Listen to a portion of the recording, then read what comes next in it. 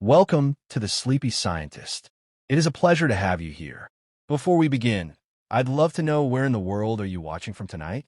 A sleepy train ride, a tranquil bedroom, and cozy couch with a warm cup of tea. I hope you feel safe and at ease wherever you are, and that you are prepared to get lost in thought. If you enjoy these relaxing explorations and would like to hear more, a like and subscribe really helps this sleepy little channel float along. And to those of you already subscribed, thank you. Truly, your support means more than you know. Now, I'll try not to make tonight's topic so interesting that it keeps you wide awake, but if it does, at least you'll have a better understanding of why particles sometimes act like waves and why reality seems to hesitate until someone's watching. A small price to pay for a restless night. So let's begin, shall we? Quantum physics, what is it? And why does it so often sound like the universe is making things up as it goes? The world we know, the one we can see and touch, feels solid, predictable. If you drop a teacup, it goes down. If you flip a coin, it lands. If you shut down your eyes, the moon does not vanish. But scientists began to look much closer at things at the beginning of the 20th century. And the things got stranger the more they looked into the inner workings of matter.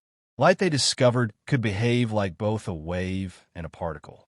Particles, it turned out, could exist in many places at once until they were measured. Furthermore, the act of observing something did not simply reveal the existing state. It seemed to change it. This was not the result of odd data or unclear equipment. It was real, reproducible, and it shattered the tidy laws of classical physics that had held for centuries. Quantum physics wasn't just a new branch of science. It was a new way of seeing reality, a strange and shimmering one where probability takes the place of certainty and cause does not always precede effect in the manner that we anticipate. In this video, we'll drift gently through that world. There is no requirement to comprehend each equation or name. We'll slowly and softly solve each mystery one at a time.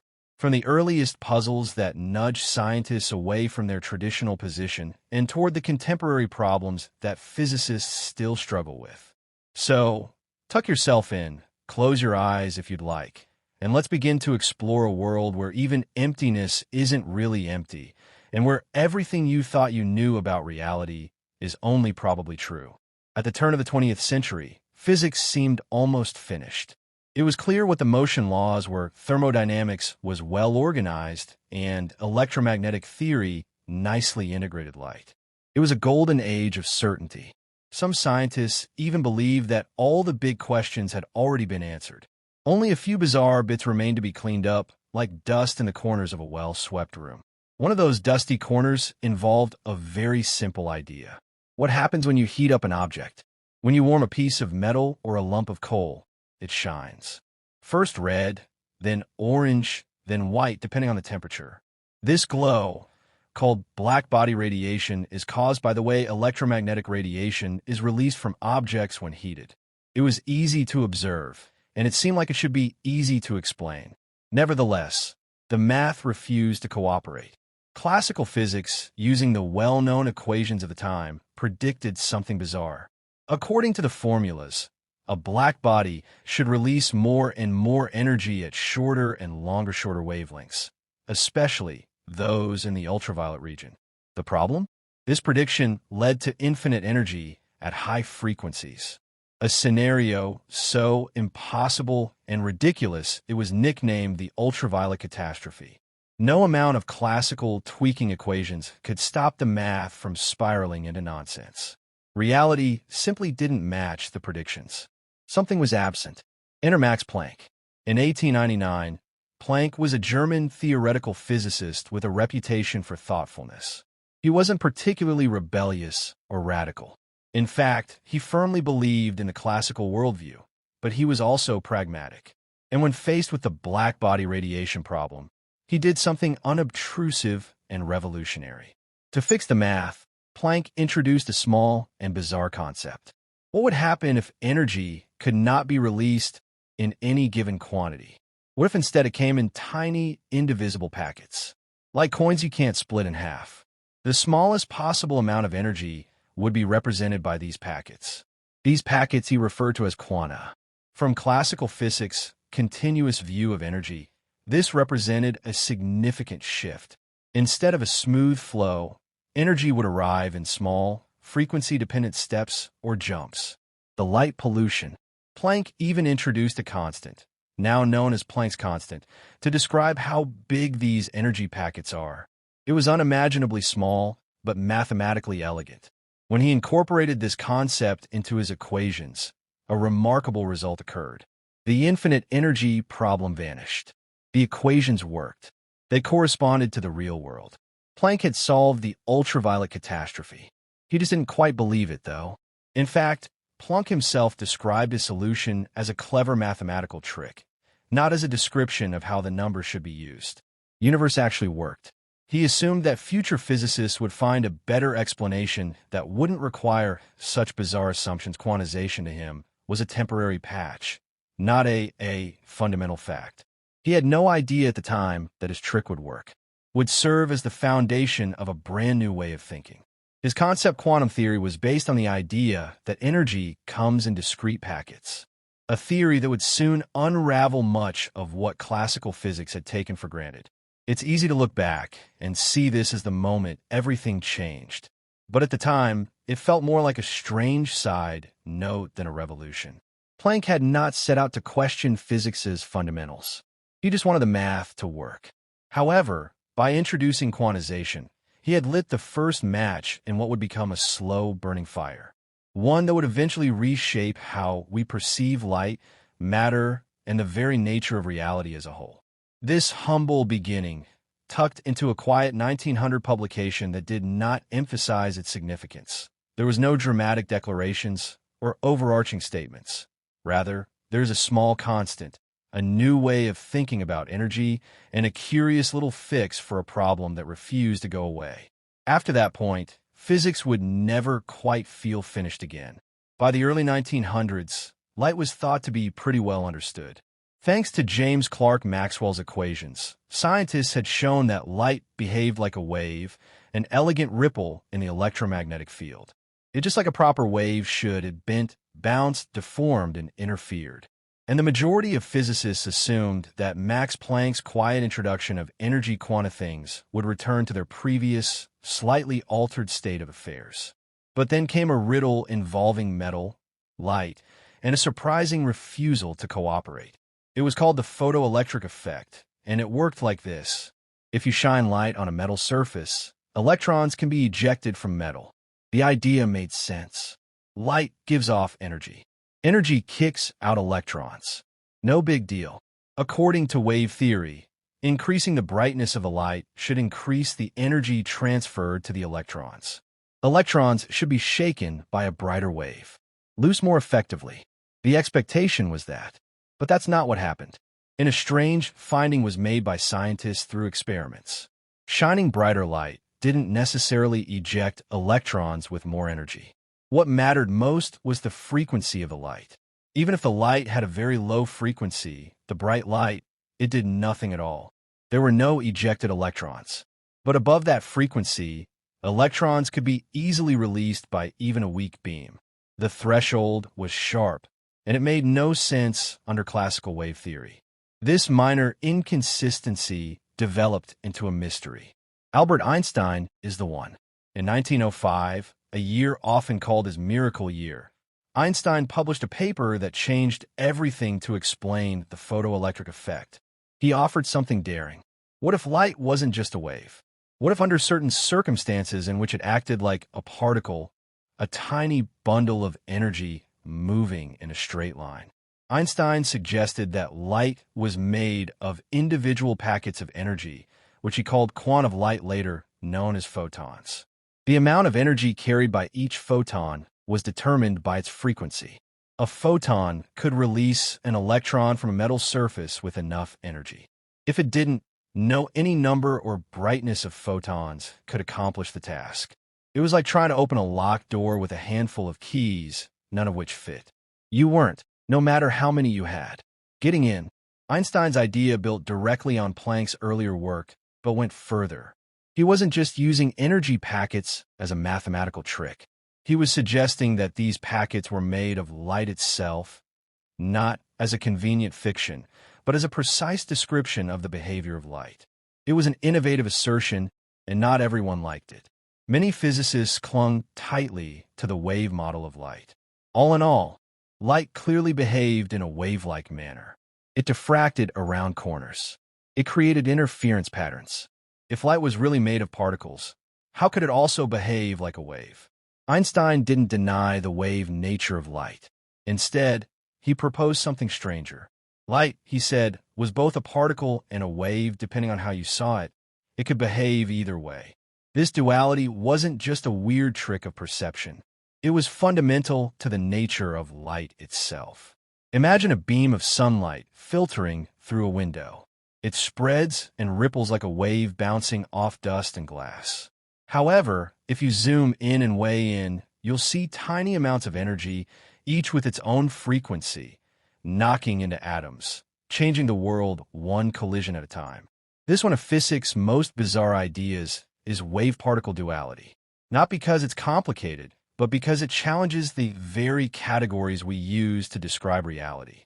In the classical world, things are either particles or waves, not both, not neither, and certainly not whatever they feel like being depending on the situation. But the quantum world doesn't ask permission to make sense. Einstein's photon explanation of the photoelectric effect not only matched the experimental results, it did so beautifully. The energy of each photon depended on its frequency, exactly as Planck had suggested, and it neatly explained why low-frequency light, no matter how intense, couldn't eject electrons. The individual photons simply didn't carry enough punch. The impact of this idea was massive. In 1921, Einstein received the Nobel Prize in Physics, not for relativity, as many assume, but for his explanation of the photoelectric effect. This demonstrates the significance of this discovery. Still, even Einstein felt uneasy in the quantum world. He famously resisted the more probabilistic interpretations that would follow in later years. God does not play dice with the universe, he once declared. However, regardless of whether dice are used, the regulations were changing. And at the heart of those changes was a strange truth. Light, the thing that brightens our world, refused to fit neatly into any container.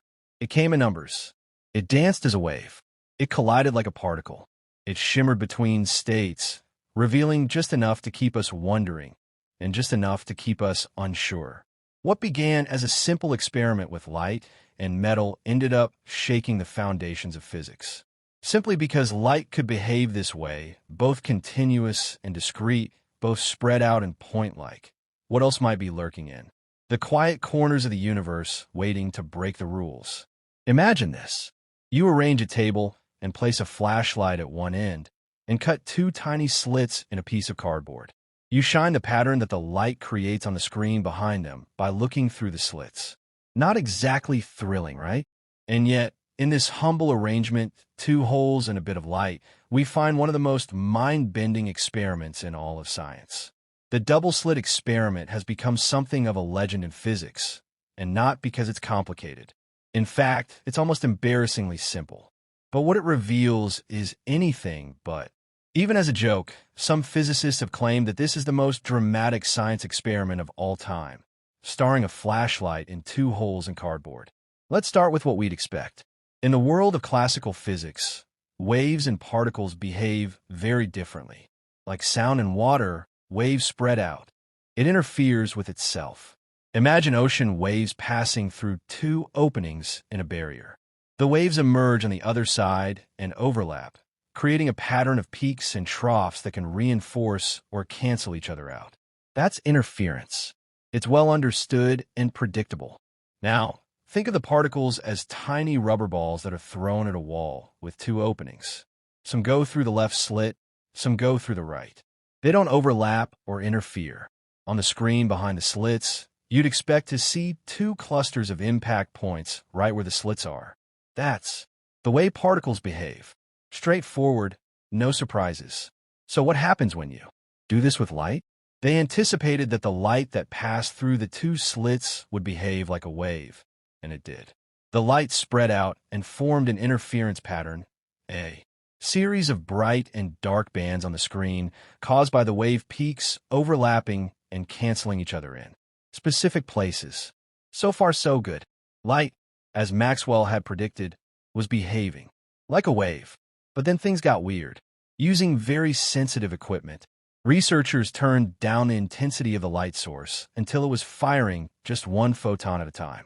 In place of a constant stream, there were individual particles of light making their way toward the slits one by one.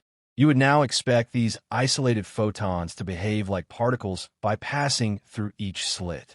And if you keep waiting, if you get enough hits on the screen, you should be able to see two bright spots where the particles landed, similar to those balls of rubber. But that's not what happened.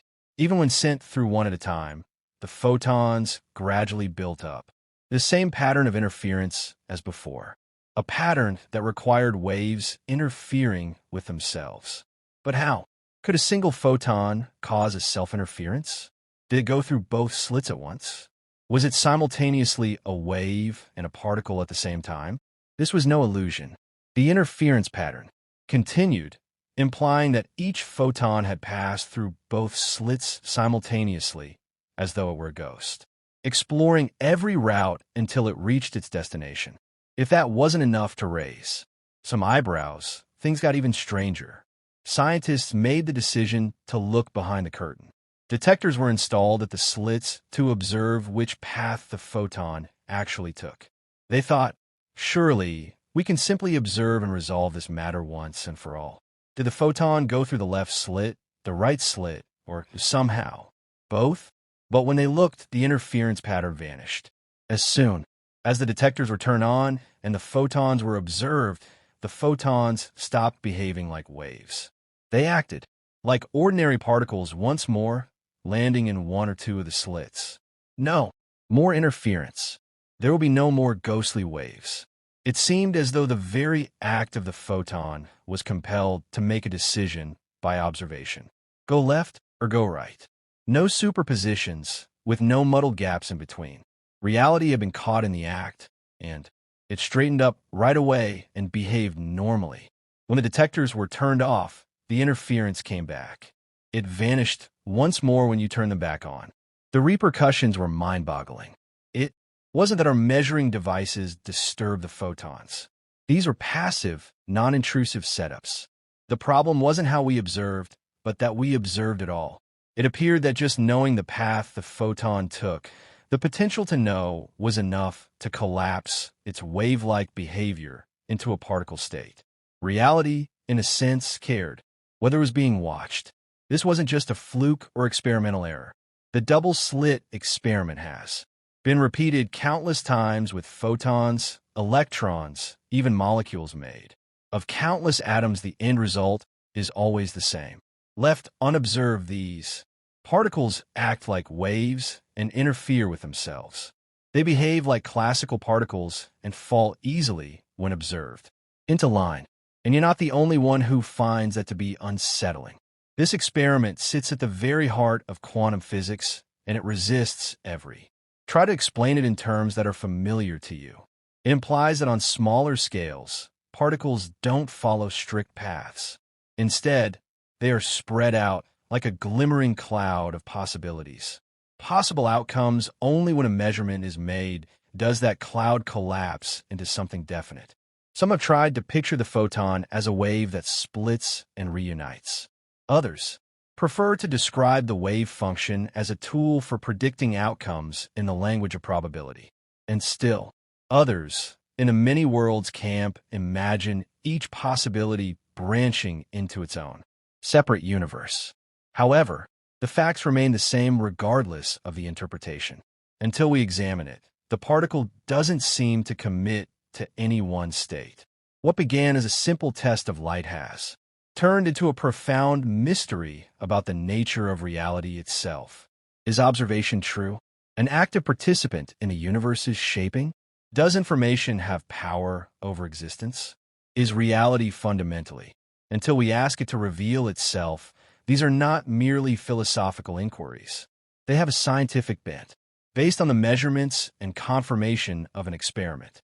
The double-slit experiment does not provide us with clear answers, but it does provide us with a significant insight.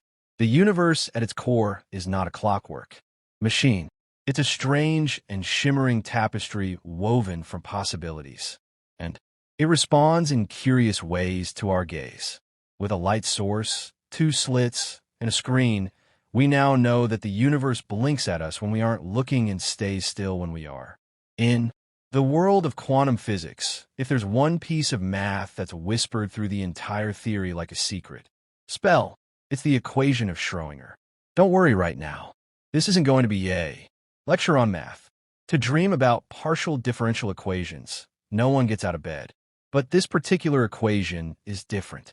It's not just a string of symbols scribbled on a chalkboard. It's the quantum world's still beating heart. Back in the 1920s, physicists were debating how to describe particles that did not appear to behave in any way. The electrons showing wave-like patterns. Probabilistic ghost-like behavior was displayed by photons. And Newton's original laws of motion just weren't cutting it anymore. A new species was needed in the universe. Of language. Enter Schrödinger. In 1926, he proposed an equation that described not just how particles moved, but how their wave functions evolved over time. It was elegant, compact, and shockingly effective. And despite how it may appear, like a tangle of Greek letters and operators, at its core, it tells a simple story. It talks about how a quantum system changes. But let's step away from the symbols and get to what really matters. The key concept here is the wave function, frequently abbreviated as psi in Greek. That may sound abstract. Think of it like this. A mathematical function known as the wave function whisper that provides all of the relevant information regarding a quantum system. How likely it is for a particle to be located where it is be there, how it's moving or might be moving. The wave function doesn't give us hard answers. We get probabilities from it. If you imagine a particle to be like a tiny dot that moves through space, classical physics will draw a neat arrow showing its exact position and velocity. That is not what Schrödinger's world does. Instead, it presents us with a wave that indicates the particle is a hazy, rippling cloud. Likely to be here, but it could also be there and up there, maybe even a little bit. Here is where the magic occurs. Schrödinger's equation lets us evolve this cloud over time. It describes how the wave function works, alters with the particle's movement. However, it more closely resembles the shifting possibilities of its position and flow. And when we inquire about your location and measure the particle, that wave function collapses. We receive a single definitive response after the cloud abruptly vanishes. Here it is right there, but only after looking at it. This wave-based view of reality is profoundly different from the mechanical picture of the universe that came before. Planets have particles that follow predetermined paths, not planets. Around the sun, we now see swirling fields of probability full of uncertainty and ambiguity until observation pins them down. However, let's reduce it to something more visual. Imagine standing in a room while wearing a blindfold. There's a peaceful cat in that room. You can't hear it. You can toss little balls and listen for the sound they make when they land, but you can't see it.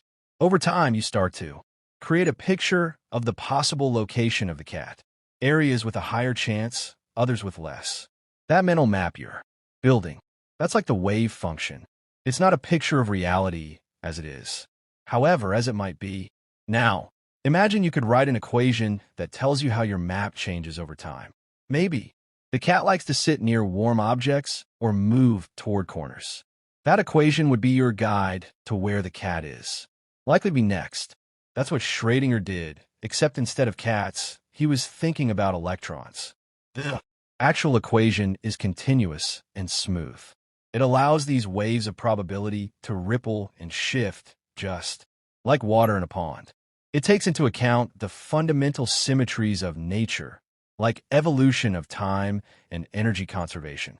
However, it is uninterested in certainty. It tells us what could happen, not what will happen. Additionally, what is fascinating is how well it functions. Physicists have described everything using Schrödinger's equation, including the structure of atoms and how molecules bond, from how superconductors behave with semiconductors, even more bizarre occurrences like quantum tunneling, in which particles get past obstacles they shouldn't be able to pass through. The equation itself is timeless, moving slowly forward with each passing moment and providing a map of the unknowable. Explanating the hydrogen atom, one of its most well-known accomplishments, the simplest atom in existence. Nobody had ever been able to fully explain why electrons around a nucleus seem to settle into specific orbits rather than spiraling inward or straying off. According to Schrödinger's equation, electrons don't whirl around like miniature worlds. Instead, they form standing waves, stable patterns of probability in the vicinity of the nucleus. You may have observed orbitals like these, drawn as soft clouds or shapes in textbooks. And these clouds are not just visual metaphors. If you choose, they represent the actual, measurable likelihood of an electron's location. To examine, these aren't orbits. They're zones of presence. Furthermore, they are not, because the electron isn't a simple particle. It's a ripple in a sea of probabilities. It's strange, certainly, but it's also beautifully consistent. In contrast to other theories that call for conditions or caveats, Schrödinger's equation has aged like fine wine. It works. It has predicted time and again the behavior of the very small with astonishing accuracy. And yet, it remains hauntingly abstract. You can't hold a wave function. You can't see it.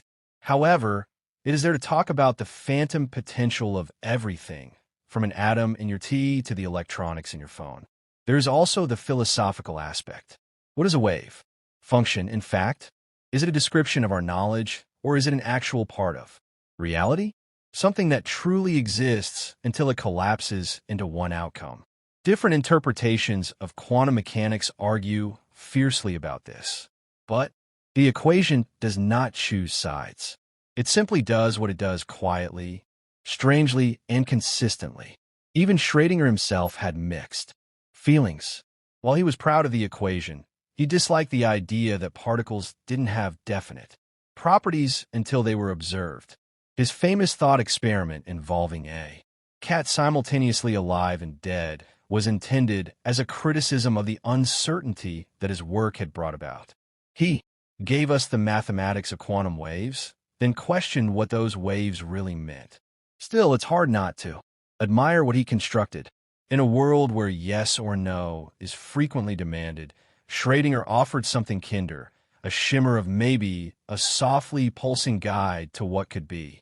His equation doesn't shout or command. It suggests it flows. Additionally, it reveals a variant of a universe that is much quieter, more subtle, and more mysterious than we have ever seen and imagined. Motion is not always motion at the smaller scales. Position isn't always position, and certainty is more of a luxury than a rule. But thanks to one elegant equation, we can still mathematically navigate our way through the haze. In a classical world, the world of apples, bicycles, and bowling balls, you can know where something is and how fast it's going at the same time. It's not even a question. A radar gun keeps time, the speed of a car, whereas GPS pinpoints your location. There is no mystery, contradiction, but those rules don't apply in the quantum world. In the 1920s, Werner Heisenberg introduced a principle so strange and so central to quantum mechanics that it still gives students and scientists alike a moment of pause. The term for it is the uncertainty principle, and it tells us that at the most fundamental level of reality, there are the limits of our knowledge. In particular, it says that the more precisely we know where a particle is, the less accurately we are able to determine its momentum and vice versa. Now, momentum is just mass times velocity. It shows how much movement something has. And if you think about it in everyday language, this principle seems almost absurd. How does it help to know where something is? Make you unsure about how fast it's going?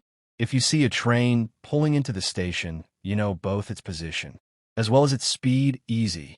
But at the quantum scale, reality doesn't allow that kind of clarity.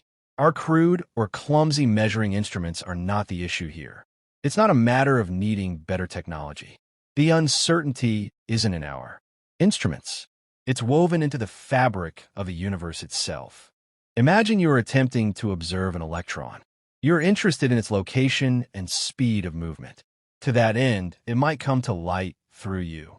Photons, on the other hand, are what make up light and carry energy. As soon as one of those photons, the electron's motion, is altered when it hits it. It's a bit like trying to find a soap bubble in the dark by throwing tennis balls at it. You will without a doubt locate it, but you will also destroy it as a result.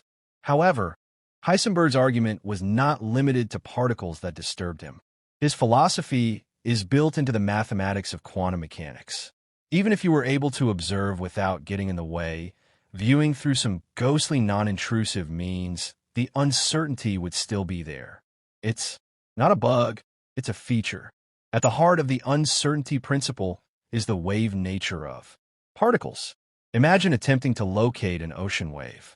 You can specify the crest location. However, the wave extends into space. Similarly, a particle like an electron is described by a wave function, a spread-out cloud of possibilities. If the wave is wide and smooth, you can't pinpoint the exact location of the particle, but you can fairly accurately estimate its momentum. If you narrow the wave to pinpoint the particle's position, the momentum becomes more uncertain. The wave becomes turbulent. There is no escaping the cosmic trade-off. The product of the uncertainty in position in the Planck's constant divided by 4 pi is always greater than or equal to uncertainty in momentum. The number is very low. So in our everyday world, the effect is negligible. A speed and position can be measured. Baseball with near-perfect accuracy without ever exceeding quantum limits. But at the scale of electrons, atoms, and subatomic particles, the uncertainty becomes too difficult to ignore. Under our senses, it shapes the world's very behavior. If you try to trap a particle in a very small space to nail down its position, it starts to behave wildly. It can begin zipping as its momentum becomes extremely uncertain, around unexpectedly, and when you try to pin it down, it resists even more. It's as though nature dislikes being shown precisely where things are. The machinery does not have a problem with this. It's a blur that can't be wiped away. Imagine trying to hold mist in your hands as a metaphor for it. The less you have, the more you squeeze. Open your hands a little and more of it lingers. That's the delicate balance between knowing too much and being forced to let go of something else. In many ways, the uncertainty principle is a philosophical warning label on the quantum world. It demonstrates to us that knowledge has limits, not because of human limitations, but because of how reality itself is built.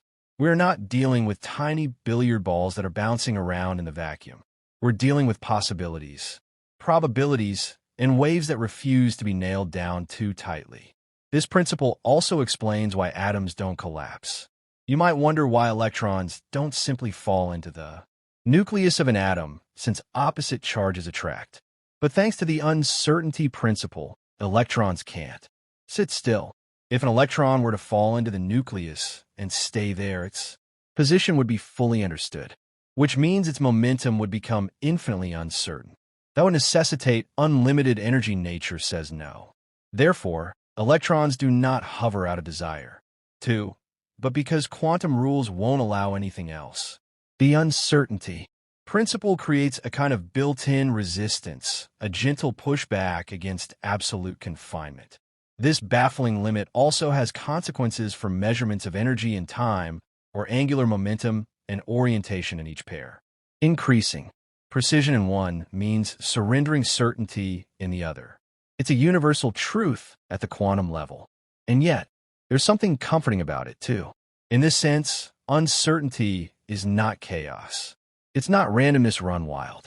It's a structured ambiguity, a kind of graceful fuzziness. It gives the universe's surface. It allows particles to tunnel through barriers, atoms to be stable, and chemistry to happen. Without it, reality might be too rigid to support life at all. A lot of science has been about finding certainty, predicting, measuring, knowing. Heisenberg's insight flipped that desire on its head. He showed that some aspects of nature will always remain just out of reach. Moreover, that is not a failure, just the way things are. In a strange way, the uncertainty principle invites us to make peace with not knowing, to appreciate in the stillness of the blur softness of what lies beneath the surface. It's a reminder that the deepest truths are not always sharp, but hazy, rippling, and lacking resolution. And it's possible that's exactly why they're so beautiful. Things frequently exist in one form or another in our daily lives. A coin lands, heads or tails. You can turn on or off a light. Your tears hot or cold, though, sometimes questionably lukewarm. However, in the quantum world, this division of states breaks down completely. Even at the smallest scales, things don't always choose sides. They can exist somewhere in the strange middle, a mixture of all possible outcomes. This is the realm of quantum superposition. You can visualize this by flipping a coin. In the classical world, once the coin leaves your hand, it travels through the air with a clear trajectory. You may not know whether it's heads or tails until it lands, but it is one or the other the whole time. It's just hidden from you. Quantum systems don't work that way. In a quantum world, if you flip a quantum coin, it doesn't secretly land on one side while you're not looking. Instead, it moves into the superposition, which is a weighted combination of both heads and tails at once. It isn't undecided. It isn't switching quickly between the two. It is genuinely physically in a state that is both until you observe it. And when you check to see what state the system is in, the superposition collapses. Quantum currency selects a face, and your measurement takes on real life. But before you looked, it was both unknown and unknown. That's a hard pill to swallow. Not only is it counterintuitive, but it is also deeply weird. The concept of superposition was first used to describe the behavior of quantum particles like electrons and photons. These particles, rather than following wave functions, mathematical expressions that describe predictable paths, exist. Probabilities. Each possible state, a photon moving, a spin pointing up or down, left or right, is part of the equation. And all those possibilities coexist until a measurement selects one. It could be compared to a hazy landscape of outcomes. The particle isn't walking a path. It's more like it's spread out, smearing itself across every possible route it could take. When you communicate with it, that fog suddenly snaps into a single location, a particular outcome, such as a hilltop in the mist that was illuminated by lightning. The development of one of the most famous thought experiments in all of physics. Schrodinger's cat. Suppose you place a cat in a sealed box with a radioactive atom, a detector, and a vial of poison. If the atom decays, the detector breaks the vial and the cat dies. The cat continues to live. Quantum mechanics tells us that until the atom is observed, it exists in a superposition of decayed and not decayed states. As a result, the cat is also until someone opens the box, alive and dead. You shouldn't take this literally. Erwin Schrödinger was pointing out that applying quantum rules to large objects is absurd. But the idea struck a chord. It created superposition not just as an abstract idea, but as something with deeply strange implications for what reality is. Nonetheless, superposition is not a flaw despite its bizarre nature. Theory is not some bizarre loophole that physicists tolerate. It is one of quantum's most potent characteristics. Mechanics. In fact, much of modern quantum technology depends on it. Take quantum computing, for example.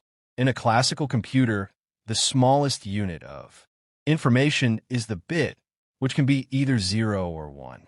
Everything your phone or laptop does. Every image, every song encodes every message by combining these two states. Quantum computers use qubits instead.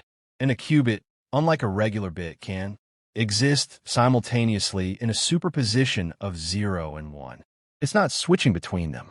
It's genuinely in a combination of both.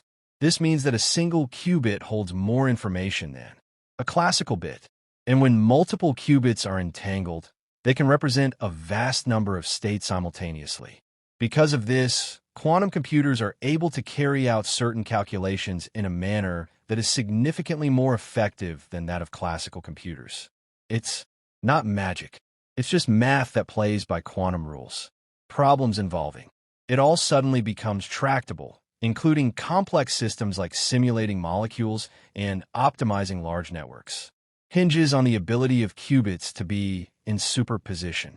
Quantum cryptography makes use of superposition as well, where it helps ensure that information can't be intercepted without being noticed.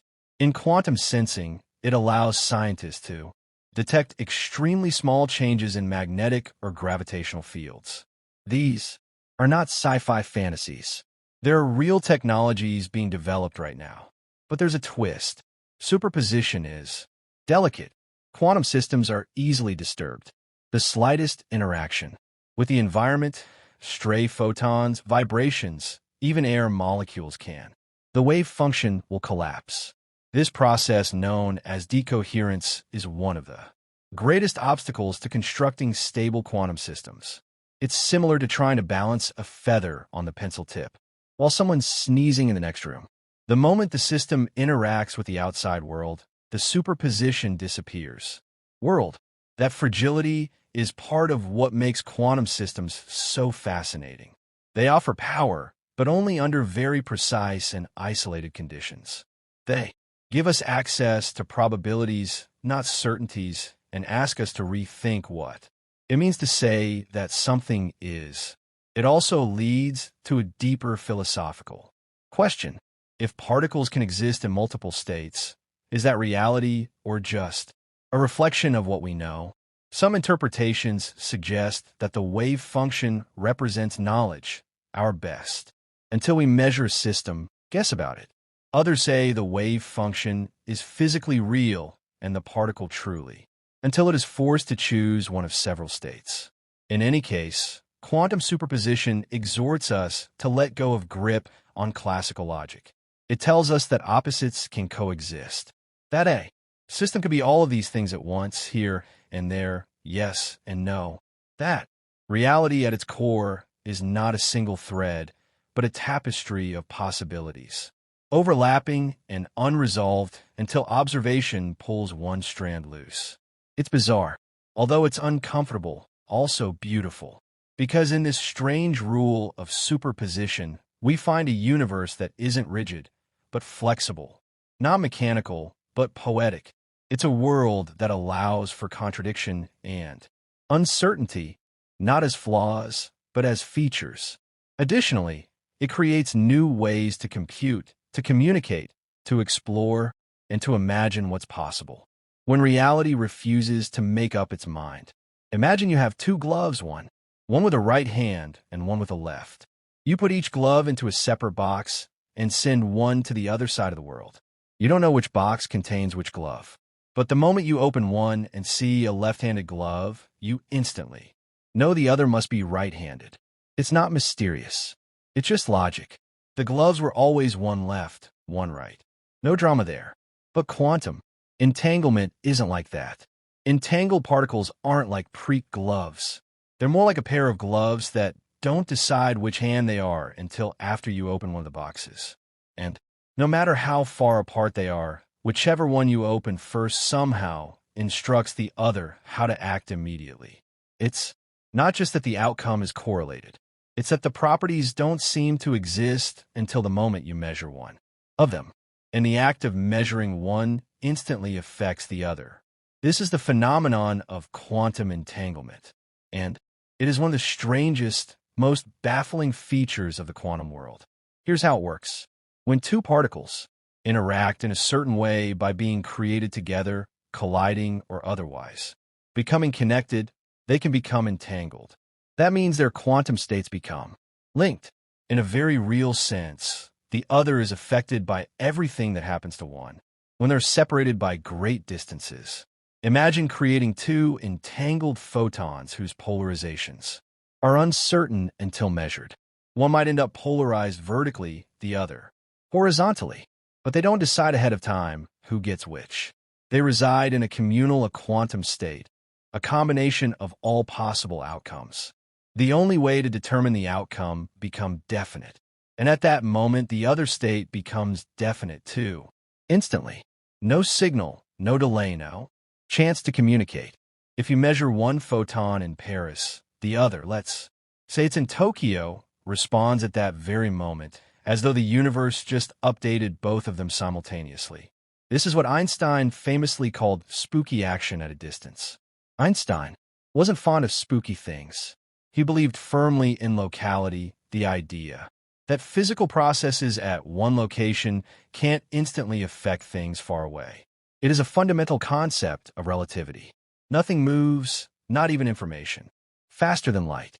The idea that two particles could coordinate outcomes instantaneously, without exchanging a signal, made him deeply uncomfortable.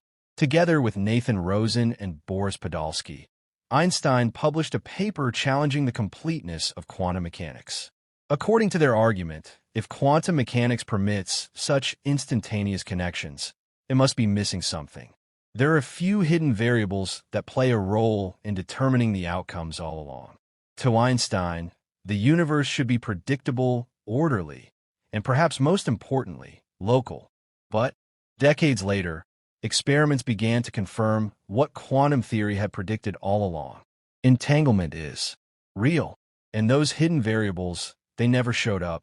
In the 1960s, physicist John Bell devised a testable mathematical inequality, now known as Bell's theorem, that could distinguish between quantum predictions and hidden variable theories. When physicists also performed these experiments again and again, quantum mechanics won. Entangled. Local hidden variables cannot account for the behavior of particles. The results are random, yet perfectly correlated. It's as if the particles share a private script, one that remains. They improvise together with eerie, perfect timing until the curtain rises, leaving nothing written down. Still, this doesn't mean you can use entanglement to send messages faster than light. That would break causality, and, thankfully, nature hinders it. While entangled particles react instantly to each other's measurements, the outcomes are fundamentally arbitrary. When you measure your particle, you have no control over the outcome, so you can't encode information in it. The instant connection is real, but it can't be used for communication. It's like two people on opposite sides of the galaxy flipping coins. Each result is random, but the other person always flips tails when one person flips heads, and neither of them knows which it will be until they flip. They are not communicating. They're just in sync in a way that defies space. What's truly strange is that distance does not weaken this connection. You could separate two entangled particles by the width of a room, a continent, or a light year, and the entanglement would remain. There is no established cap. In fact, physicists have, using satellites and entangled particles over distances of hundreds of kilometers, the findings maintain the validity of quantum theory. But what exactly is entanglement? Is it a kind of invisible tether? A shared identity across space? A subtle form of information smeared between particles? The truth is that no one is 100% certain. Different points of view are provided by quantum mechanics interpretations. Some see entanglement as a reflection of information, not the system itself, but what we know about it. Others consider it to be evidence of a profound, non-local fabric to reality. Entanglement isn't just a peculiar quantum phenomenon, according to one school of thought. But a fundamental feature of space and time themselves. Some researchers have proposed that spacing, the very geometry of the universe, might emerge from networks of entanglement between tiny quantum bits. If that's so true, entanglement isn't something that happens in space. Space is held together by it. That's a risky and creative idea, still under investigation. But it hints at just how central entanglement may be not just to particles, but to reality's very nature. And like many quantum ideas, it's not just speculative. Entanglement has practical applications. It provides the basis for quantum teleportation, not the Star Trek kind, but the real-world transfer of quantum states from one place to another. It also supports quantum key distribution, a method of secure communication that guarantees privacy. If an eavesdropper tries to, when you intercept the key, the entanglement is thrown off, and the interference can be seen right away. In quantum computing, entanglement allows for complex operations involving many qubits that can't be reduced to straightforward individual actions. It's part of what gives quantum computers their power. Not just more speed, but more interconnection, a kind of parallelism that ordinary computers can't match.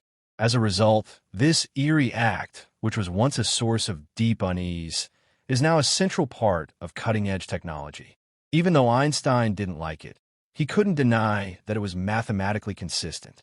And, while relativity and quantum mechanics still haven't been fully unified, both remain astonishingly successful in their distinct realms. Entanglement reminds us that the universe is not simply a collection of independent objects bouncing around. It is a deeply interconnected web where even distant elements can be parts of a shared whole. Where separateness is not something that we encounter on a daily basis. Time's an illusion. You don't wake up, entangled with your neighbor, or find your coffee reflecting the state of someone else's spoon. However, at the tiniest levels, this silent partnership between particles is quietly humming away everywhere all the time. And maybe that, despite the existence of stars and silence in the universe, of vast distance and emptiness, there are still echoes of togetherness, instant, invisible, and unshakably real. There are few animals in science more famous than Schrödinger's cat. This curious feline has become the unofficial mascot of quantum physics, a creature caught in a bizarre thought experiment. It's often mistaken for satire. And in a way, it is. It was never meant to be taken literally. But like all good metaphors, it touches on a deeper issue, a subtle discomfort at the core of quantum mechanics. The story begins in the 1930s when physicists were grappling with what quantum theory actually meant. The math worked. The forecasts were correct. But what was it saying about the world? Did the wave function actually exist? Did particles really exist in multiple states until they were measured? Or was this just a tool for calculating outcomes? Van Schrödinger, already famous for his elegant quantum equation, was deeply skeptical of how far some physicists were willing to push the idea of superposition, especially when it came to measurement. In his view, there was something fishy about applying the same rules that govern electrons to everyday things, like a cat, for example. As a result, he asked, darkly playful question, what would happen if you increased the strangeness of quantum mechanics to something you could hold? Arms? Imagine a sealed box. The box contains a cat. Alongside the cat is a tiny radioactive atom, a gear counter, a vial of poison, and a trigger mechanism. If the atom decays, something quantum mechanics tells us happens at random, the Geiger counter detected. The reason breaks the vial, and the poison is released.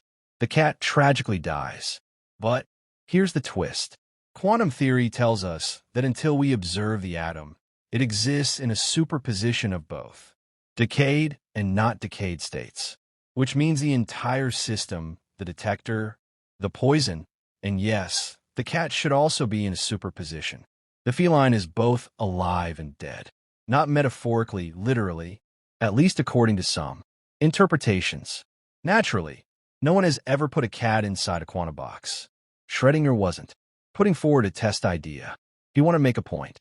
It seemed absurd to him to think that a cat, an animal with whiskers, could provide warmth in such a hazy, undefined state. One could clearly have a preference for naps. Not only was it bizarre, but it was also absurd. And yet the idea stuck partly because it, in a single unforgettable image, captured the essence of quantum indeterminacy. A cat that has lived and died until the box is opened. That's a powerful way to express what it means for a system to remain unmeasured. It's not about indecision. It concerns possibility. The wave won't break apart until observation function. The system contains each and every state, future, and outcome. Schrödinger is a cat, on the other hand, isn't really about cats. It's about what we're allowed to say, about the world prior to our examination. Observation plays a crucial role in quantum mechanics. Prior to measuring a system, it exists in a cloud of probabilities, each possible state encoded in the wave function. Yet the moment you interact with it in a way that extracts information, that cloud collapses. A state is chosen by the system. One possibility becomes real. The remainder vanish. But the tricky part comes here. What? What exactly is a measurement? Is it the presence of a conscious observer, a mechanical detector, an interaction with the surroundings? There is ambiguity as a result of the fact that different interpretations yield different results. Why so much attention is still paid to the cats? It forces us to confront the fact that, despite its astonishing success in predicting outcomes, quantum theory is oddly silent about what's really happening in between. The Copenhagen interpretation is used by some physicists, which essentially says, don't worry about it. We can learn everything we can about the wave function, and measurement simply reveals the system's hidden potential. Others prefer the many worlds viewpoint, in which the cat is simultaneously and the wave function is not collapsed when the box is opened, and the dead are in separate branching universes. It merely selects your route through the many universes. The decoherence approach, on the other hand, contends that interaction with the superpositions are naturally eliminated by the environment, resulting in systems that appear to be classical. In this view, the cat is never truly in a limbo state, just entangled with so many environmental variables that we can't track them all. The superposition becomes inaccessible, not non-existent. Each perspective carries its own philosophical baggage. But everyone agrees on this. Quantum systems are not like miniature classical objects in any way. They are not. Sit still and wait to be discovered. They evolve probabilistically in complex and often non-intuitive ways. What does this suggest for the cat then? This indicates that the box is not simply a container. It's a boundary between the quantum and classical worlds, a stage on which the rules of physics twist into something. Questions like, is the cat alive? Are even weirder, lack straightforward answers. Instead, we have to say the cat is in a superposition of states, alive and dead, until you open the box and collapse. That ambiguity into a clear idea. And that's what makes the cat a perfect metaphor for unmeasured systems. In the quantum world, systems evolve according to the Schrödinger equation. But that evolution doesn't pick a path. It explores all possible routes simultaneously. An electron cannot move from point A to point B. It spreads through every route, every detour until we observe it and reduce that blur to a single outcome. The box cat is merely a macrocosmic representation of that. The difference is scale, not principle. And that has exactly troubled Schrödinger. If the theory truly applies to everything, then its sum, level everything, including us, is part of a superposition. This brings us to the final, somewhat troubling question. What happens if the observer is a system component? If the cat's wave function breaks down when the box is opened, what breaks down ours? Where comes to an end the observer line? Are we merely another link in a long quantum chain where probabilities are falling as we go? Or are we simply riding the wave, surfing on probabilities, never quite sure where the next collapse will take us? In the end, Schrödinger's cat is about more than just life and death, knowledge and the bizarre dance between reality and observation. It's about what it means to say something is when the very act of saying so might change the outcome. It serves as a reminder that while certainty is uncommon in the quantum world, clarity is conditional, and sometimes the universe waits for us to peek inside the box. In the everyday world, walls are pretty straightforward. If you throw a tennis ball at a wall and it doesn't have, it bounces off with enough energy to get through. It's simple and predictable. The entire world says, nice try, and your ball obeys the rules of classical physics like a well-mannered object. Predictability, on the other hand, is put on hold in the quantum world. In this bizarre region, a particle can hit a wall, not have enough energy to pass through, and yet still show up on the other side. No, Smashing, no breaking, no squeezing through cracks. It appears as though it decided the obstacle wasn't quite as solid as it looked. This phenomenon is called quantum tunneling, and it's one of those effects that makes you blink, rub your eyes, and wonder if the laws of physics are having a laugh. But tunneling is very real. It's measurable, predictable, and fundamental to how the universe works. Surprisingly, everything boils down to probabilities. We need to revisit the idea of wave functions in order to comprehend tunneling. In quantum mechanics, particles like electrons aren't just little dots zooming around. Wave functions that represent a spread are used to describe them. Of possible positions, these waves can travel through space and gradually fade away, instead of stopping abruptly. This means that technically, the particle shouldn't be able to move through a certain area. The wave function may still extend into the prohibited zone to reach faintly. Now, imagine a particle approaching a barrier, a region with more energy than the particle itself has. This would be a difficult stop in traditional physics. Game over. However, the quantum wave function does not disappear at the barrier. Rather, it narrows, like a fading whisper through a wall. And if the wall isn't too wide or too tall, that whisper can make it to the opposite side.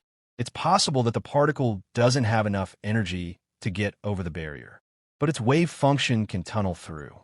Additionally, if a portion of the wave function reaches the opposite side, there's a non-zero chance that the particle itself will also appear there. But it's not magic. It's math. This idea sounds abstract, but it has very concrete consequences, especially when your thinking is reduced to the atomic level. Take, for instance, radioactive decay. The nuclei of an atom are unstable. Additionally, the ejection of particles like alpha particles is one of the ways they become stable. Consisting of 2 neutrons and 2 protons, these particles are trapped inside the nucleus by a powerful nuclear barrier. They constantly escape, but classical physics says they don't have enough energy to escape.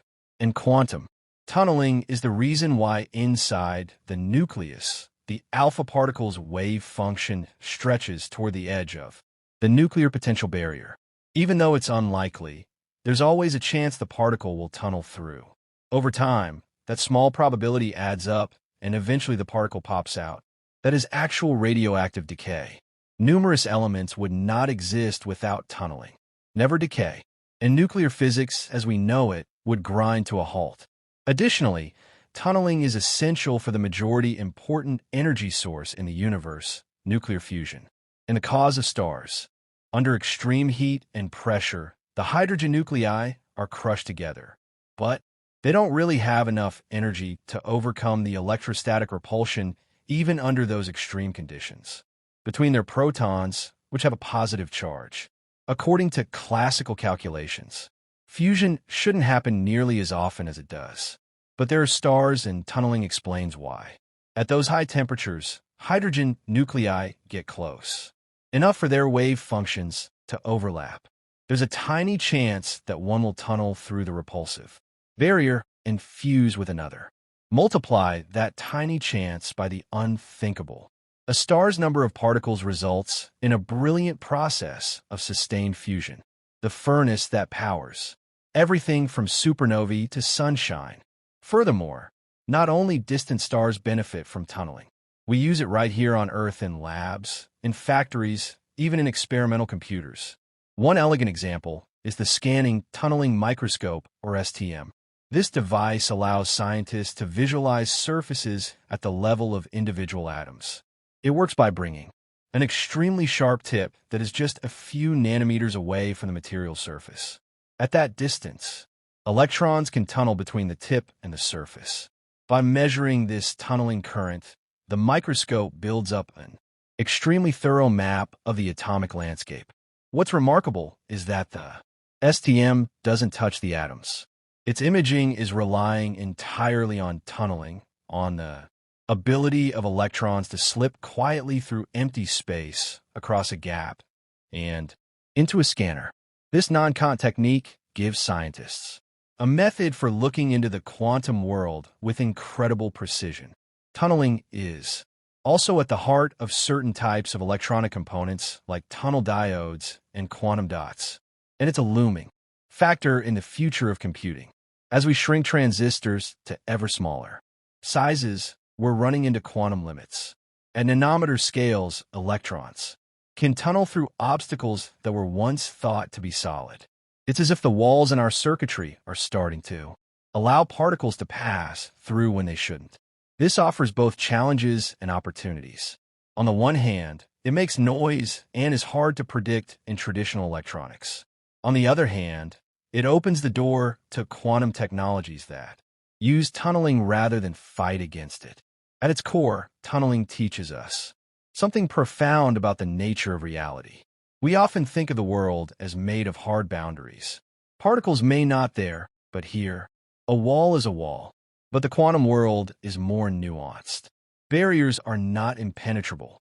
They are probabilistic. They are suggestions, not absolutes. And while we might find that unsettling, it's also strangely elegant. Particles are not affected by tunneling, confined to the straight paths we imagine. They can cheat, slip, blur through the cracks of logic. They remind us that the universe is not a machine made of perfect gears, but a shimmering tapestry of likelihoods and possibilities. Even though the tennis ball still hits the wall, the electron, the alpha particle, the photon, they might just glance at that same wall and say, I think I'll take the quickest route. And somehow nature lets them. In everyday life, we think of nothing as, well, nothing. The absence of stuff, an empty room, a blank sheet of paper, the space under your bed where socks mysteriously disappear. And when we extend that idea to physics, we often picture the vacuum of space as a perfect void, a cold, silent expanse, with absolutely nothing in it. However, in quantum physics, there is never truly nothing. Empty. What we call the quantum vacuum is a restless, jittering stage. It isn't filled with atoms or light or sound, but it's far from blank. Even when all particles have been removed and no fields are actively doing anything, the vacuum still seethes with energy. At the smallest scales, space is alive with invisible activity. The rising waves and falling, particles flickering in and out of existence, is like the hum beneath. Silence, the glow behind darkness. Uncertainty is at the heart of everything. The uncertainty principle of Heisenberg does not only apply to the position and momentum of particles. It also applies to energy and time. This indicates that energy can briefly fluctuate even in a region of space where it should be zero. These fluctuations give rise to virtual particles which appear spontaneously, stay for a brief time before disappearing as if they never existed. They're called virtual not because they're imaginary, but because they can't be directly observed, only inferred through their effects. Although these quantum blips may appear to be a mathematical curiosity, they actually very real consequences. One of the most striking examples is something called the Casimir effect. It's one of those rare phenomena that lets us see the quantum vacuum doing something tangible, something measurable. Here's how it works. Imagine placing two very thin, perfectly conducting metal plates extremely close together in a vacuum just a few nanometers apart. According to classical physics, nothing should happen. There's no air. There are no forces acting on the plates between them, just an empty space. But quantum mechanics says otherwise. There can only be certain wavelengths of virtual particles in the small space between the plates, such as that slipped right in between the lines. Outside the plates, however, there's no such restriction. The result, there's slightly more pressure from virtual particles outside the plates than between them. Furthermore, the resulting imbalance of force that pushes the plates together. That's the case effect. It has been measured despite the small force. In precise laboratory experiments, scientists have observed these plates attracting each other exactly as quantum theory predicts. It's as if the vacuum itself is gently squeezing them, proving that even nothing has a kind of substance. This vacuum energy isn't just limited to quirky lab setups. It plays a roll across the entire universe. In cosmology, there's the idea of vacuum energy density, the notion that the energy of empty space might be responsible for the accelerating expansion of the universe. We call this mysterious force dark energy. And despite our incomplete comprehension, the concept of a quantum vacuum buzzing with energy might be a big part of the puzzle. But there's a catch. The predicted energy of the quantum vacuum, according to quantum field theory, is enormous. If we try to calculate the total vacuum energy of the universe using what we know from particle physics, we get a number that's wildly larger, like 120 orders of magnitude larger than what we actually observe. This is frequently referred to as the worst prediction in physics, and no one has yet found a solution to it. But it highlights just how complex and surprising the vacuum really is. Back at the quantum scale, virtual particles also play a supporting role in other strange phenomena. In quantum electrodynamics, for instance, the interaction between charged particles is partly mediated by the constant exchange of virtual photons. The exchanges adapt to the electromagnetic force as it is felt by us. Even a mass of particles like protons is affected by the swarm of virtual quarks and gluons flickering around inside them. What we think of solid matter as stable because it is the result of constant interactions with this invisible, fluctuating vacuum. Additionally, despite the fact that these particles appear and vanish at a rate beyond our comprehension, their impact is everywhere. Atomic electron energy levels are slightly altered by them. They contribute to the magnetic moment. Of fragments, they are woven into the very fabric of every natural interaction. This might sound like science fiction, but it's been tested. When we correct our calculations to include vacuum fluctuations, like in the famous Lamb shift observed in hydrogen atoms, we find that the predictions match reality with breathtaking accuracy. The numbers are weird, the concepts are wild, but the results are solid. In a way, the most fundamental field is the vacuum. Every other electromagnetic field, gravitational, nuclear, exists within it.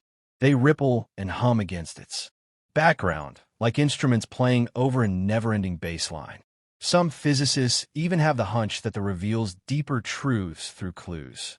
Could it be the source of all structure in the universe? Might it contain information about space-time itself or even quantum gravity? These are open questions, but one thing is clear. The vacuum is not a passive backdrop. It's active. It's structured. It's full of potential. Even in the coldest regions of space, where matter is scarce and starlight is a memory, the quantum vacuum is still there, vibrating, jittering, whispering the rules of existence to anything willing to listen. It's humbling to think that nothing is never truly nothing, that even in apparent stillness, the universe teems with hidden activity. In the pauses between moments, in the gaps between particles, in the silence between the stars, there is always something going on. We live not on a quiet stage, but on one that murmurs beneath our feet. And while we may not hear it with our ears, physics has found the instruments to listen. The vacuum hums, the particles flicker, and reality dances to a rhythm that we have only begun to comprehend. In a quantum world, reality doesn't always behave like a story with a distinct beginning, middle, and conclusion. Particles move in more than just straight lines. They float in the air like probability. They superpose, entangle, and sometimes tunnel their way through things that ought to be sturdy. But perhaps the most mysterious twist in this quantum tale comes when we ask a very human inquiry: what happens when we look? This straightforward act of observing, measuring appears to bring about a significant shift in the quantum system's nature. This is known as wave function collapse. Before, a mathematical object that describes a particle, such as an electron or photon, in measurement holds all the possible outcomes of where it could be or how it might behave. That electron isn't in one place. It's in a blend of many possible places. Its spin isn't up or down. It's both. Its path isn't chosen. It's all of them at once. The wave function is a probabilistic fog that glistens. However, you then measure it. Your detector is activated. You ask, where is it? Additionally, the wave function collapses at that instant. The fog thickens. All of the whirling possibilities snap into a single reality. The electron is suddenly there in one precise spot. It is turning up or down, not both. And this collapse doesn't seem to happen gradually. It's not a slow fading of possibilities. It's abrupt binary. One moment the system is in superposition, the next it's locked into a definite state. As if the universe, after much hesitation, makes a final decision the moment we check. That on its own is odd enough. But because no one knows exactly what causes the collapse, things get weirder. Is it the physical interaction with a measuring device? Is it the transfer of information? Is consciousness involved? What camera? A fly buzzing past the lab? The truth is the collapse of the wave function, though central to quantum theory, is not well understood. In fact, it might be the biggest mystery in all of modern physics. Different interpretations of quantum mechanics try to answer the question in different ways. The Copenhagen interpretation, which is defended by, is the most conventional viewpoint. Vera Heisenberg, Niels Bohr in this view, the wave function is not a real physical object. It's just a tool for predicting probabilities. And collapse happens when a measurement is made, when we gain information. Before that, asking about what's really happening isn't meaningful. The elemental isn't a place where you can find it. It simply isn't anywhere in particular until we look. It's a practical approach. It makes the math work, but it leaves many scientists unsatisfied because it doesn't really explain what measurement is or why the wave function must collapse at all. There's also the many worlds interpretation, which throws collapse out the window entirely. According to this idea, the wave function never collapses. Instead, every possible outcome happens, just not in your universe. Measure an electron spin and the universe splits.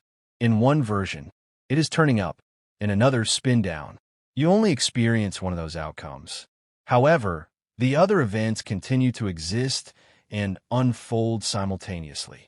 No collapse, no mystery, just branching realities.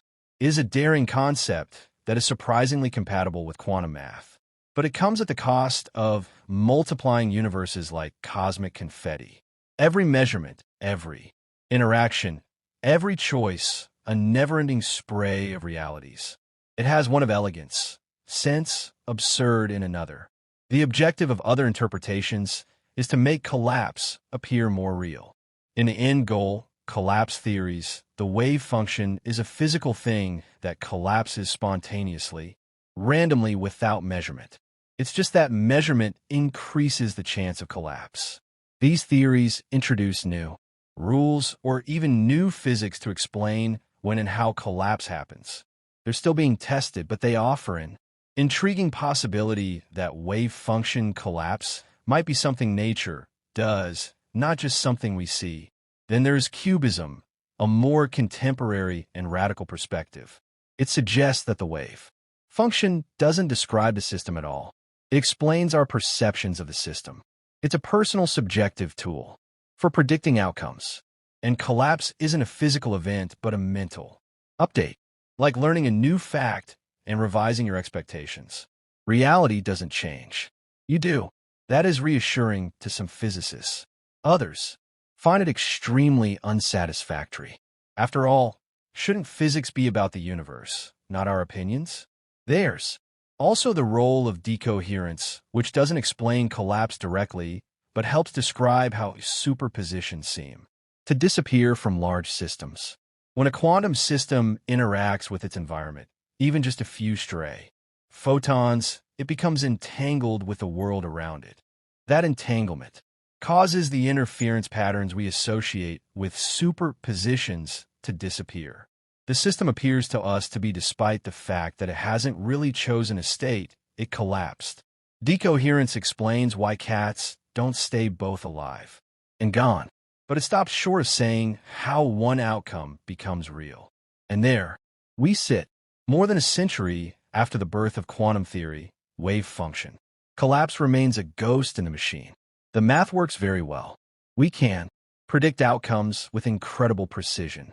But what exactly collapses? When? Why? Is collapse even real? Or are we merely recognizing our own limitations? Understanding, and there's no shortage of ideas? Some researchers think we need a new measurement theory or a more in-depth theory of reality that goes beyond quantum mechanics. Others are content with the ambiguity. They say the predictions work and the rest is philosophy. But philosophy matters, especially here because the question of wave function collapse isn't just about particles. It's about what the universe is. Is reality fundamentally probabilistic? Is it observer-dependent? Is it constantly branching? Is it shaped by information, by consciousness, by something we've yet to discover? Also, how much can we ever really know? You can think of collapse as the moment the quantum world tips into the classical, a kind of phase change like water freezing into ice. But unlike water, the rules of this transformation are murky. We don't know the temperature. We don't know the pressure. We know that at some point the fog becomes a shape and possibility becomes presence. It's easy to get lost in the metaphors. Is the wave function a veil? A dream? A listing of futures waiting to be chosen? Perhaps it's all of those and none.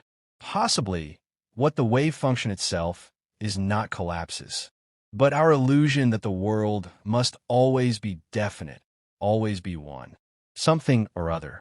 Maybe the universe is content being undecided. We might be the ones who insist on conclusions. What does measuring result in? Maybe the better question is, what do we think happens? And are we prepared for the answer to be stranger than we hoped, but truer than we imagined? If quantum physics had a hometown, it would probably be Copenhagen. Not as a result of the scenery, though Denmark does have a charming supply of windmills and bicycles, but because it's where some of the strangest ideas in physics were first seriously discussed, argued over, and quietly accepted. This story's protagonist is Danish physicist Niels Bohr, who has a demeanor and a taste for long, complex sentences. One of them was shaped by the Bohr most influential views of quantum mechanics, a perspective that came to be known as the Copenhagen interpretation. The idea is deceptively simple. In fact, that's part of its charm. According to the Copenhagen perspective, quantum systems do not possess distinct properties until they are measured. An electron doesn't have a fixed position. A photon doesn't commit to a particular polarization. A particle doesn't choose a state until it is forced to by an observation. Before measurement, reality is a fuzzy cloud of possibilities, a probability wave. Measurement doesn't just reveal something that was already there. The outcome is created by it. Put another way, until we ask it to be, reality is not quite real. That's a bold statement, and it's something that would make philosophers pause and physicists reach for a cup of coffee. However, Bohr and his co-workers weren't trying to make the universe mysterious for the sake of it. They were trying to make sense of experimental results. Every time they tried to treat particles like little billiard balls, the math fell apart. But when things clicked into place, when particles were treated as probability waves that only resolve upon measurement. The wave, in this perspective, function is not a physical thing. It does not describe the actual momentum or position of a particle. Instead, it encodes everything we can know about the system. It is not a map of what is, but rather a mathematical list of possibilities. This leads to one of the central claims of the Copenhagen interpretation. Questions about a system state before measurement are meaningless.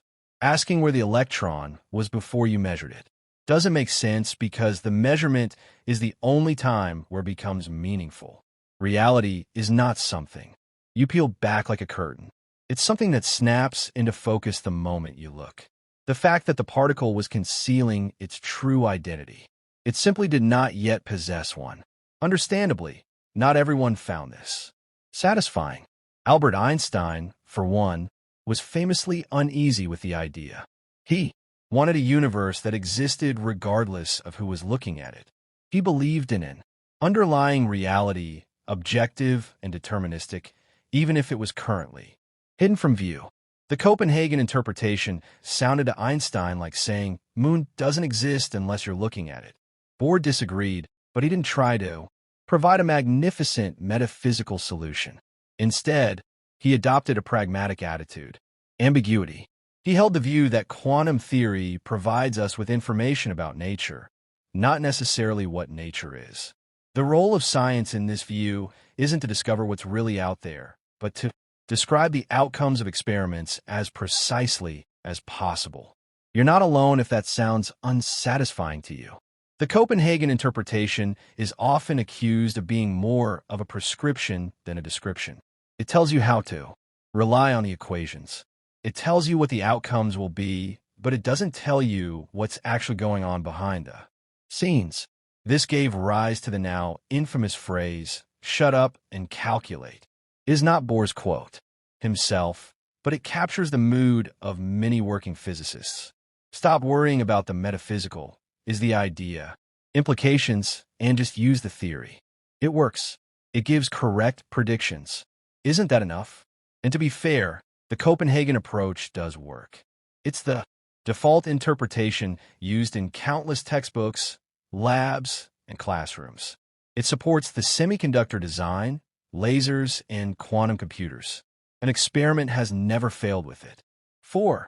That record is more important to many scientists than any philosophical discomfort. But still, the discomfort lingers. If measurement is the only way reality becomes real, what does that say about the universe before observers existed? Did nothing have definite properties before? Aware that life has arrived?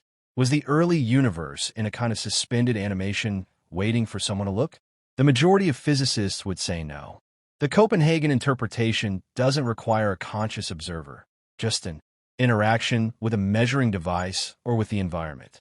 Observation in this context is just a process of forcing a quantum system to choose sides by extracting information from it. But even this leads to more questions. What counts as a measurement? At what point does the wave function collapse? Why does the universe follow this odd rule in any way? The Copenhagen camp tends to answer with a shrug and a smile. The theory doesn't explain the causes of collapse. It simply states when. You'll need to look for a deeper explanation if you want one. Elsewhere, and many have competing interpretations like many worlds, pilot, wave theory, objective collapse models, and other approaches aim to provide a more comprehensive picture. Everybody tries to keep some classical intuition, which holds that reality exists on its own and that cause brings about effect, that observation doesn't get special treatment. But each of these alternatives comes with its own complications. Copenhagen, by contrast, is lean. It doesn't introduce hidden variables. It doesn't multiply universes. It just lays out a set of rules. Determine the wave function, apply the measurement postulate, and predict the outcome. Effective, direct, and simple. Maybe that's its appeal. The Copenhagen interpretation provides a sense of calm in a field of strange possibilities. It's not trying to solve every mystery. It is content to describe the world that we can interact with, measure, and see, without claiming to know the deeper machinery behind the curtain. And maybe that's enough. Bohr often spoke in language that was almost poetic in layers. Those who are not shocked when, he once said, they first come across quantum theory cannot possibly have understood it. He understood that the Copenhagen approach wasn't about making peace with reality. It was about settling down in the face of uncertainty. Quantum mechanics is weird.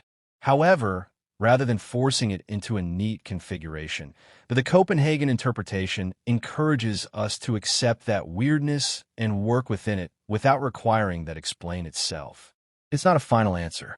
It's a quiet rule book, a reminder that, in the quantum world, simplicity and discomfort frequently coexist, and the best we can do at times is shut up and calculate. Imagine you're holding a coin between your fingers. You flip it. It spins, glinting in the sunlight as it flies through the air. It lands softly with a clink. Heads. But, according to one interpretation of quantum mechanics, something else happened too. Not here, but someplace still real, the same coin landed tails, and somewhere else again it landed on. Its edge fell under the couch after rolling off the table. Every possible outcome of that flip unfolded, not as a maybe, not as a probability, but as a real branch of reality, and you happen to be in the branch with the saw heads. This is the strange and elegant idea behind the many worlds interpretation of quantum physics. It began as a thought experiment, an alternative way of looking at the infamous wave function collapse problem. You may remember the wave function, the mathematical cloud of probabilities that defines everything about a quantum system. According to the traditional Copenhagen view, when a measurement is taken, the wave function collapses, opening up one possibility. Real. But what if it never collapses at all? In 1957, physicist Hugh Everett III proposed a radical idea. Maybe the wave function is always evolving smoothly and deterministically. Maybe when you measure a system, it shouldn't be forced to choose one outcome. Instead, you broke up. The universe divides. Every possible outcome plays out, but each in its own separate element of reality. It has a dramatic science fiction-like quality to it. But Everett wasn't writing a novel. He was doing math, and his version of quantum mechanics is mathematically identical to the standard version, just without the extra rule that says collapse happens when you observe. According to him, the wave function never collapses. It only branches. Here's how it works. Imagine an electron with two possible spin states, up and down. If you measure its spin, the electron is, according to classical quantum mechanics, in the superposition of both states until measured, at which point it selects one. Everett says no choosing necessary. Instead, the measurement causes the system and the observer to split into two correlated branches. You can see spin up in one, in the other spin down. Both possibilities exist. Both versions of you exist, each in a different branch of the universe. No randomness, no collapse, just a growing, branching tree of reality. This may sound like a recipe for science fiction overload. Parallel universes, duplicates, and innumerable copies of everything. However, the interpretation of the many worlds does not rely on fantasy. It doesn't propose new physics or untested forces. In fact, its focal point appeal is that it sticks only to the mathematics we already use. It simply declines to include the additional presumption that something magical happens when you look. To supporters of many worlds, this is its strength. The concept is bizarre, but the math is clean. Of course, not everyone is comfortable with this. For one thing, if the universe is constantly branching into new realities, where do all these universes go? Are they stacked on top of each other, floating in some higher dimensional multiverse? The theory doesn't say, and that is a component of tension philosophically. Space's structure is not the subject of many worlds.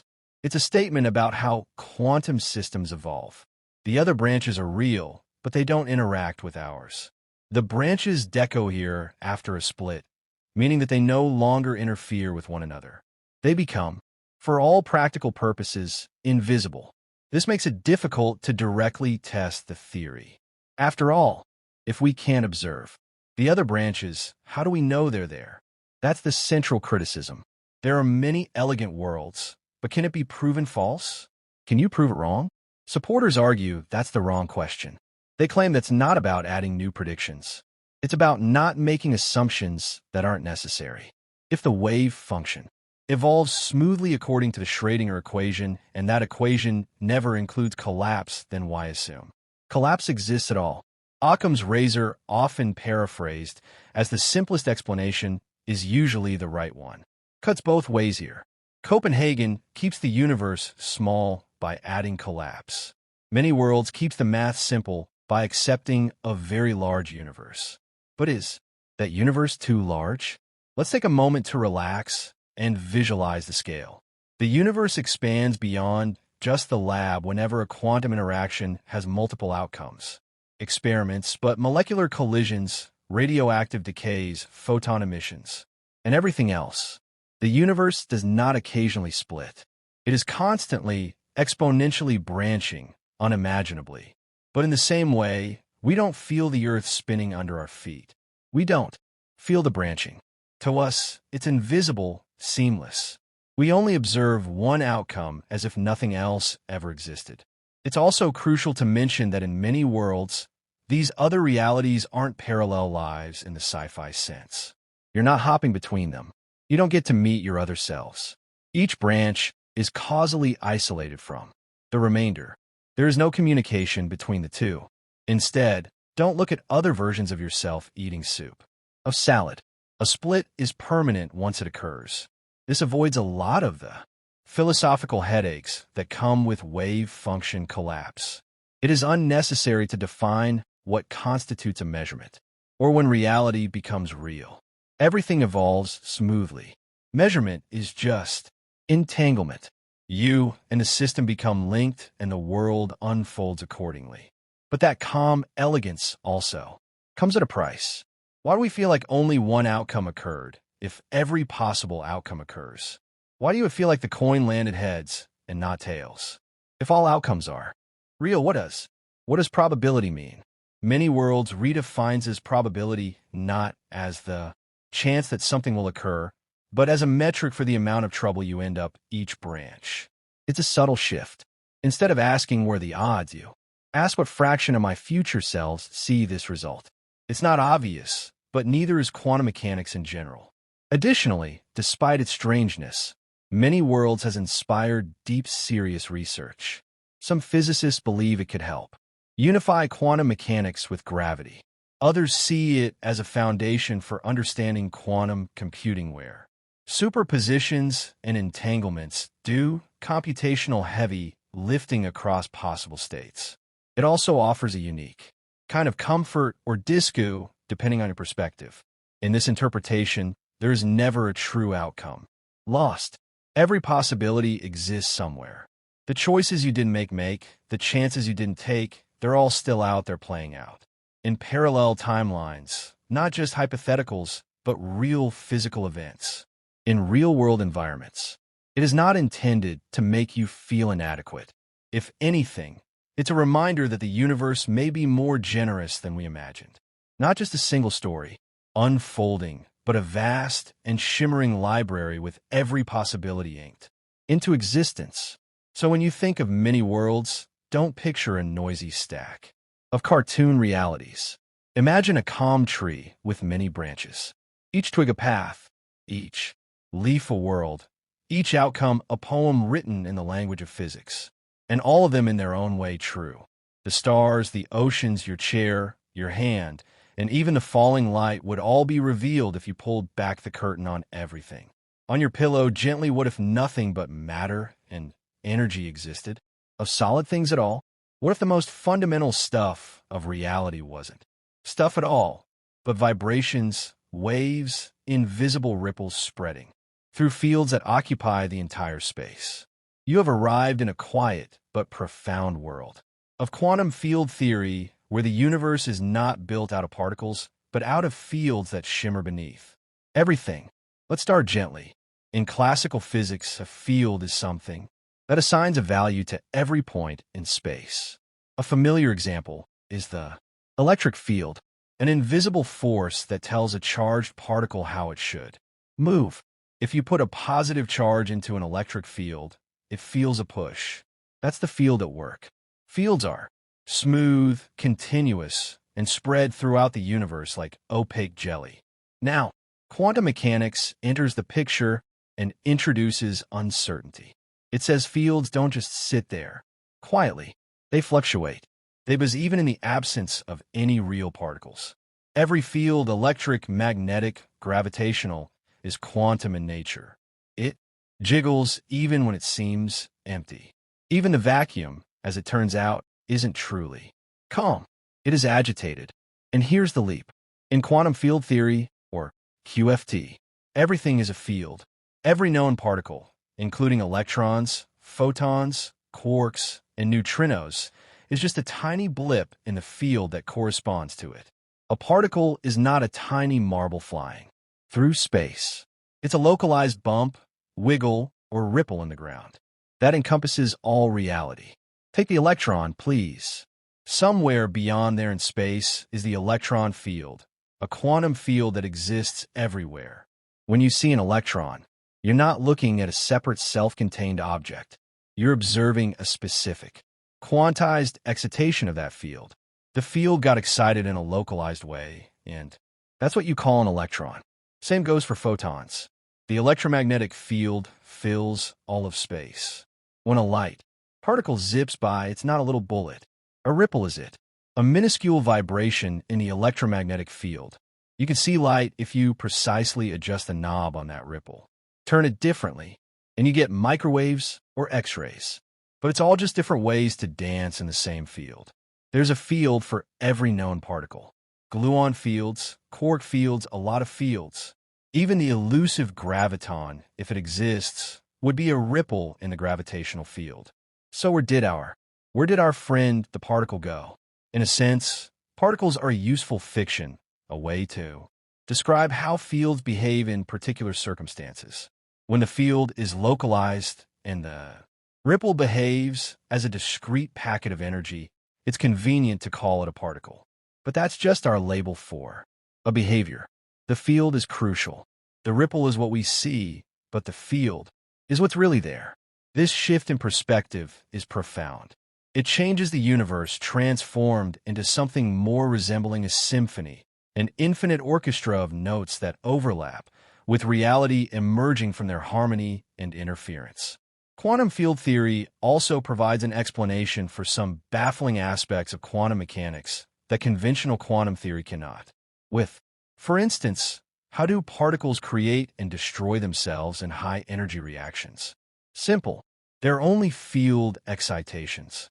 If you put enough energy into a space area, you can shake a field enough to make a new ripple. That's how particle collisions in places like CERN can produce entirely new particles out of what seems like thin air. What about antiparticles as well? The electron shadowy twin, the positron. In quantum field theory, antiparticles are just another mode of excitation in the same field with opposite properties. Nothing spooky, just more symmetries in the rippling. A particularly elegant twist is provided here. Forces in and of themselves by means of fields. The result of charged particles is the electromagnetic force. Particles exchanging photons, ripples in the electromagnetic field, the strong force. It's gluons vibrating in the gluon field, binding quarks together. If gravity could ever be quantified, it would cause tiny ripples in the field of gravitation. Gravitons, space that appears empty, is not really empty.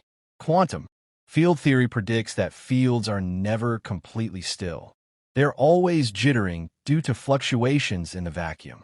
These fluctuations can have measurable effects like the Casimir effect, where two metal plates placed very close together in a vacuum feel a force, pulling them together caused by changes in the field's energy between them. There's something wonderfully serene about this picture. The idea that space itself is not a passive backdrop, but an active participant. There is potential in every point in space. Every particle, every interaction, every beam of light or burst of energy is just the field expressing itself. Of course, quantum field theory is hard to understand. It's not something you can casually calculate on a napkin, unless your napkin is the size of a blackboard and your chalk is labeled Feynman diagrams. But the conceptual takeaway is elegant. Nature at its most fundamental is not made of things. It is composed of patterns, energy arranged in space, excitations, and time. In many instances, even mass, the obstinately heavy quality of matter, is an emergent feature of field interactions. The Higgs field, discovered experimentally in 2012, is responsible for giving mass to numerous particles. Particles interact with this field like swimmers moving through molasses.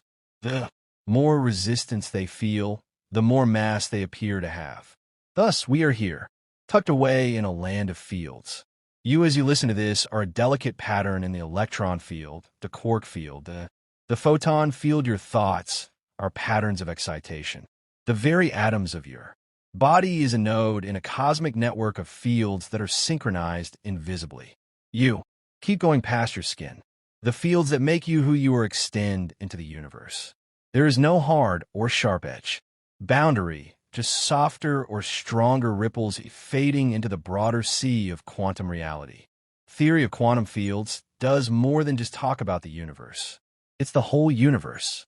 At the very least, it is our best map to date. A map where things don't hit each other in reality. Rather, fields are interwoven in a too rapid dance. Subtle, and too beautiful to ever fully catch. And if you're still awake, you might be wondering if everything is a ripple in a field, what are we rippling through? Dear listener, that's a question for a different dream. If the universe came with a cookbook, the standard model of particle physics would be its ingredient list, minus a few. Dark energy and dark matter are examples of mystery spices. The recipe is surprisingly small, elegant in its organization, and just a little bit chaotic in its naming conventions, but for all its quirks, this model is one of the most successful theories in the history of science. It reveals the elements of a universe, how those parts interact, and why reality looks and behaves the way it does. Let's start by introducing the cast. At its heart, the Standard Model is a collection of elementary particles. Particles that, as far as we can tell, cannot be broken down into anything smaller. You can think of them as the fundamental building blocks of matter and force woven together by the threads of quantum fields. There are three broad families: quarks, leptons, and boson. Protons and quarks are made up of quarks. Neutrons, the solid core of atoms. There are 6 distinct varieties of quarks: up, down, enchantment, odd, top, and bottom. Yes, those are their actual names. Math can be done with the utmost precision by physicists, but they can't name things. That's where the chaos blooms. Ups and downs quarks are the lightest and most common. A proton is made of 2 ups and 1 down. A neutron is made of 2 downs and 1 up. That means that most of what you see, touch, or are electrons and up and down quarks, which we'll meet in a moment. The other quarks, charm, strange, top and bottom, are heavier, rarer, and mostly show up in high-energy environments like particle accelerators or cosmic rays. Similar to the special, they guess from the particle universe. Dazzling, fleeting, but significant in the grand scheme. Next, we have the leptons. You've met the electron numerous times in this group. Before, buzzing around atoms, carrying electricity, and generally making life possible. Electrons also have cousins. There's the muon, which is like a heavy electron, and the tau, which is even heavier still. Like the exotic quarks, these heavier leptons don't last long in the wild, but they show up in high-energy reactions and leave distinct traces. Each of these charged leptons comes with a neutral partner, the neutrino. There are 3 of them, 1 for each flavor, and they're incredibly light, extremely quick, and extremely distant. Neutrinos barely interact with nothing at all. Every second, your body absorbs billions of dollars without leaving a trace. They're the people of the universe, always existing but rarely observed. So far, we have 6 quarks and 6 leptons arranged neatly into 3 generations. That's 12 matter particles total, all dancing on a quantum field set stage. However, matter alone does not build a universe. We need forces, the rules that govern how these particles interact. The bosons originate there. The force carriers are bosons. The messenger of each fundamental force is unique. Particle, a kind of quantum handshake that tells other particles what to do. The photon, a light particle, serves as the carrier for the electromagnetic force. It's massless. It travels at speed of light, and it keeps electrons bound to atoms. Without photons, chemistry and breakfast wouldn't exist. The weak nuclear force responsible for processes like radioactive decay has 3 boss: the W+, W-, and SPOs. Unlike the photon, these are heavy. In point of fact, they are only a part of interactions at extremely short distances. They aid in the transformation of neutrons into protons and vice versa, fueling fusion that powers stars. Then there's the strong nuclear force, the glue that holds quarks together inside protons and neutrons and binds those protons and neutrons inside atomic nuclei. The gluon is the carrier particle, a massless but energetic force bearer that comes in 8 varieties.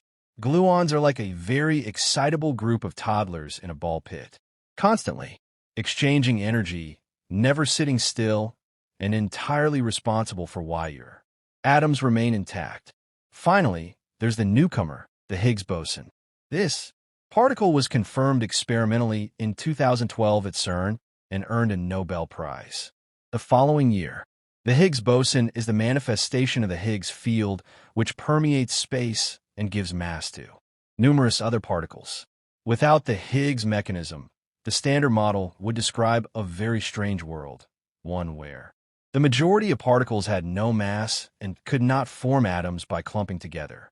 So, in summary, there are 12 matter particles, 6 quarks, 6 lepton, and 5 force-carrying bosons, photon, WZ, gluon, and Higgs. All of this is the Standard Model, and it functions flawlessly.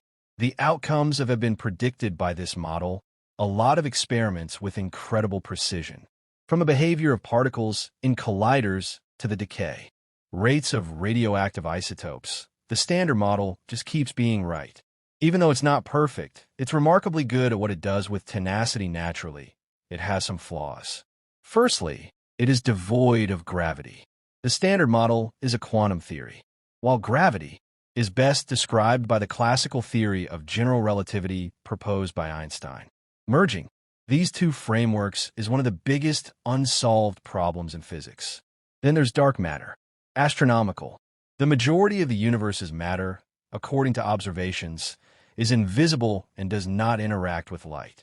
The Standard Model doesn't take it into account. The gravitational effects we observe and cannot be explained by any of its particles. Galaxies. Additionally, dark energy, the enigmatic force behind the universe's rapid expansion. This also goes against the Standard Model's jurisdiction. In fact, the Standard Model describes only about 5% of the universe. However, what a tiny 5%. Every atom, interaction, and outburst, everything from light to your every breath, is contained within this glimmering lattice of forces and particles.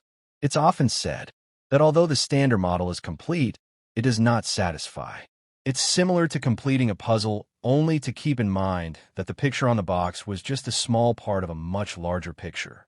Still, what is there is jaw-dropping. Elegant symmetries, intricate relationships, and mathematical structures that link particles in ways that hint at a deeper unity.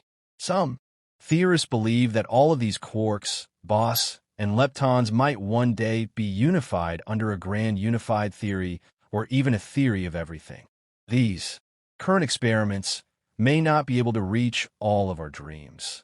However, the same spirit that built this serves as their guide. Typical model the idea that nature can be understood, that there are patterns beneath the chaos, and that even the wildest forces obey quiet laws.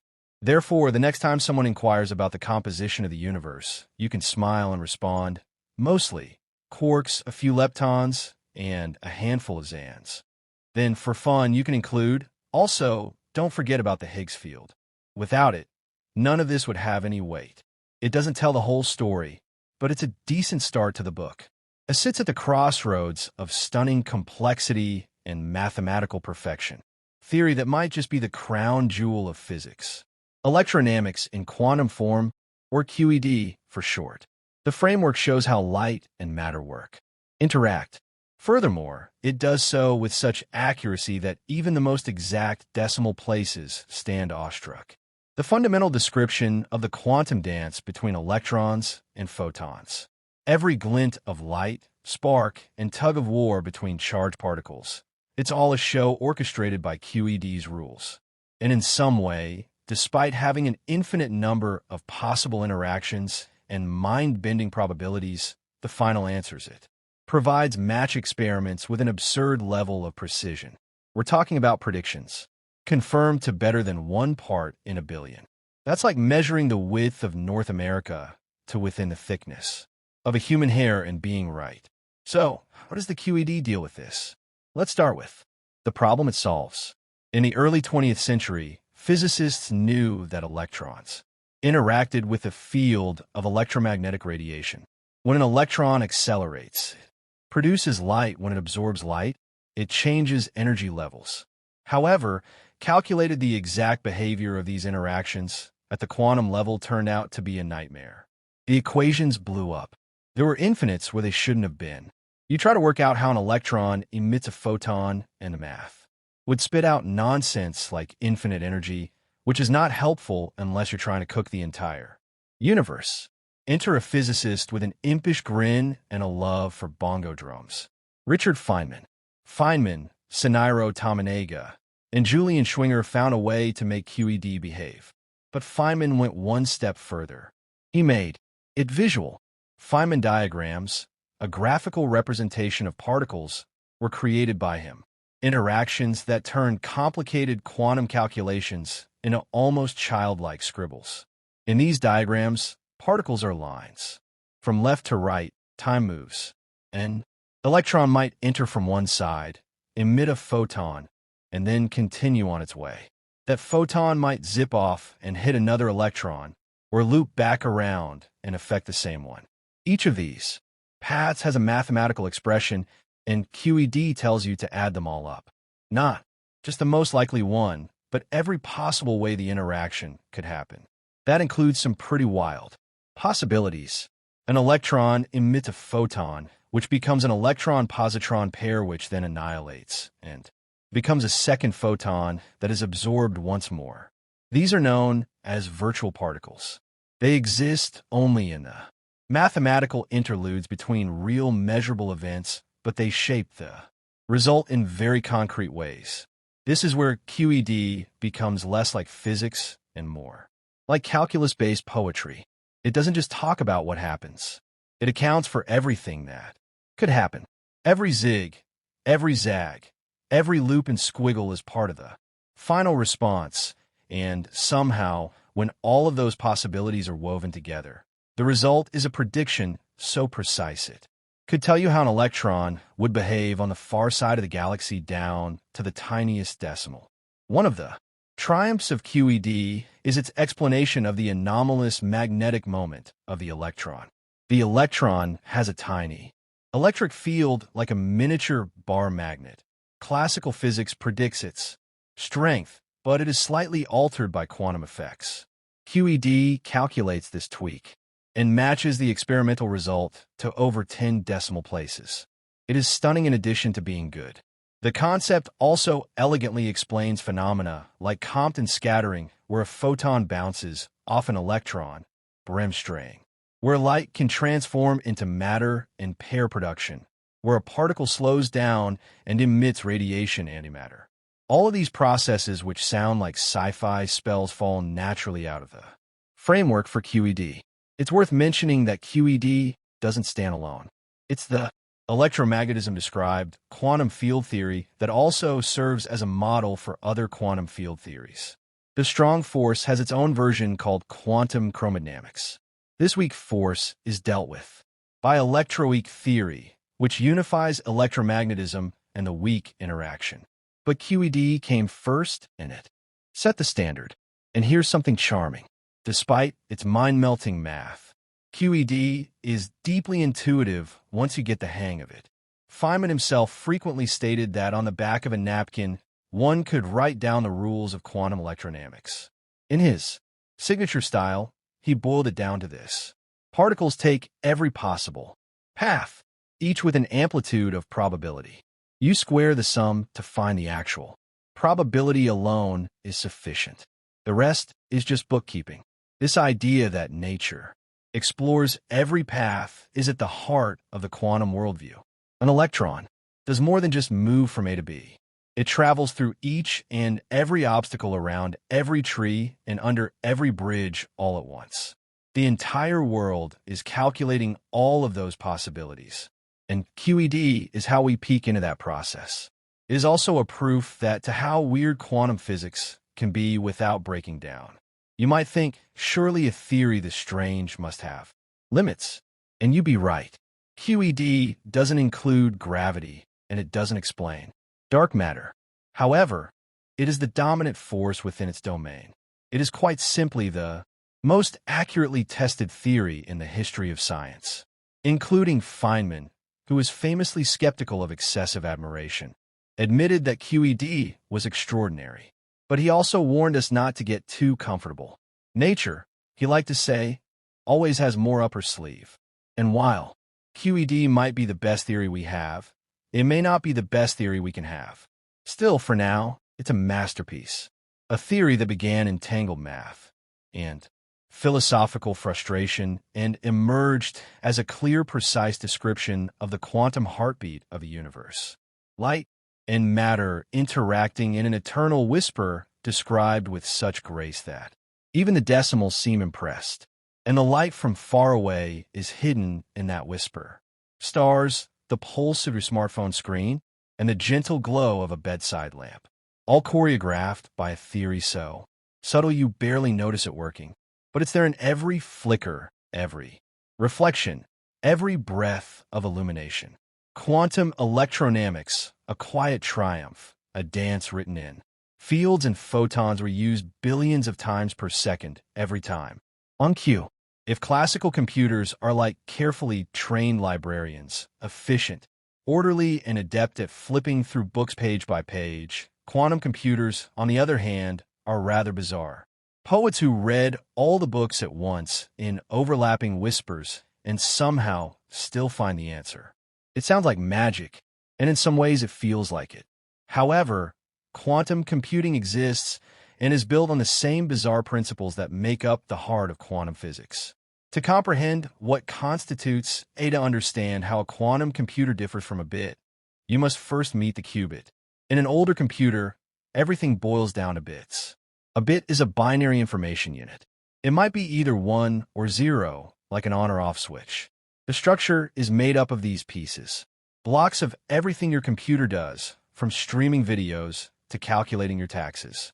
And classical computers are excellent at quickly manipulating a large number of bits. But a qubit, short for quantum bit, doesn't just live in a state of 1 or 0. Thanks to the magic of superposition, a qubit can be in a blend of both states at once. Imagine a spinning coin that's neither heads nor tails until you stop it and observe the result. While it's spinning, it contains the potential for both outcomes. This means that a single qubit holds more than one state simultaneously. And as more qubits are added, the power of the superposition rises rapidly. 2 qubits can hold 4 possible combinations. It can fit in 3 qubits, 20 qubits over 1,000,000. With enough kits, a quantum computer could, in theory, explore an astronomical number of possibilities in parallel. That's the key idea behind quantum computing. Parallelism. While a classical computer tests each path one by one, a quantum computer explores many paths at once, though not in a way that gives you all the answers instantly. The trick lies in manipulating the system so that when measured, the right answer is the most likely to appear. It is not forceful guessing. More accurately, it entails altering the probability landscape so that the best solution emerges at the top. Yet there is another quantum trick up its sleeve: entanglement. When qubits become entangled, the state, even over great distances, the state of one is linked to that of another. Because of this, intricate connections between qubits that classical bits simply can't replicate. It's like a dance between particles. If one twirls, the other twirls too, no matter how far apart they are.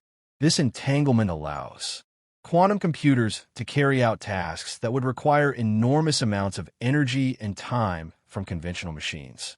Without a doubt, problems like simulating molecules or factoring large numbers, quantum approaches promise enormous speedups. But now comes the part where we take a few deep breaths and slow down. Quantum computers are not going to replace your laptop in the near future. They are specialized tools, not general-purpose devices. For activities like internet surfing or video editing, your traditional computer is still the best. In fact, building and running a quantum computer is hard. Qubits are incredibly delicate. They can be disrupted by tiny vibrations, fluctuations in temperature, even stray magnetic fields. Maintaining a qubit's coherence, its ability to stay in superposition and entanglement, demands extreme caution. Many systems must be cooled to temperatures near absolute zero. That's colder than deep space. And then there's error correction.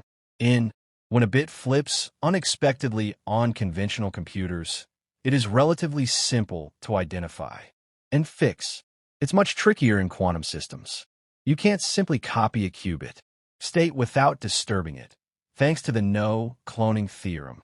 So, researchers have had to invent clever schemes using many physical qubits to protect one logical qubit. It's like wrapping your whispering poet in layers of soundproof insulation so they don't have to worry about being interrupted. Despite these challenges, progress has been impressive. Companies and research labs have built quantum computers with tens to hundreds of qubits. Some have demonstrated quantum supremacy, performing tasks that would take a classical computer an impractical amount of time. Others are developing systems known as NISQ devices, short for noisy intermediate-scale quantum, in which we investigate the capabilities of quantum machines that are imperfect but still useful, and there are real-world applications being explored. One promising field is quantum chemistry. Simulating the behavior of molecules at the quantum level is incredibly difficult for classical computers, but quantum machines are naturally suited for it. This could revolutionize material science, drug discovery, and even battery technology. Another exciting area is optimization, solving problems with many competing variables, like finding the best delivery routes or allocating resources efficiently. Quantum algorithms may be able to find solutions faster and with fewer steps than traditional methods. And then there's cryptography. Some quantum algorithms, like SHA's, have the potential to eventually break common encryption methods by rapidly factoring large numbers. This has sparked a new branch of security known as post-quantum cryptography, where researchers are designing encryption schemes that even quantum computers are unable to break. Still, we're in the early days. The majority of computers today are noisy, fragile, and limited in what they can do. The dream of a fault-tolerant large-scale quantum computer is still years, if not decades, away. However, this does not diminish the journey's fascination.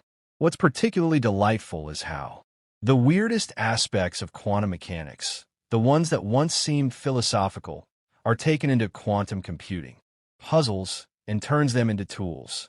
Once a curiosity, superposition now a resource. Entanglement once spooky becomes useful. Even measurement, that act of collapsing possibilities into a single outcome, becomes a step in the calculation. It's almost poetic. The very weirdness that made quantum theory so unsettling is now being harnessed to solve problems that were once thought impossible. It's like taming a wild wind, not by fighting it, but by sailing with it. Quantum computers invite us to rethink what it means to compute. They challenge the boundaries between certainty and probability, between logic and fuzziness. They remind us that beneath the surface of classical reality lies a much stranger landscape, one where information is soft and tangled and answers emerge not from single steps, but from orchestrated patterns of possibility.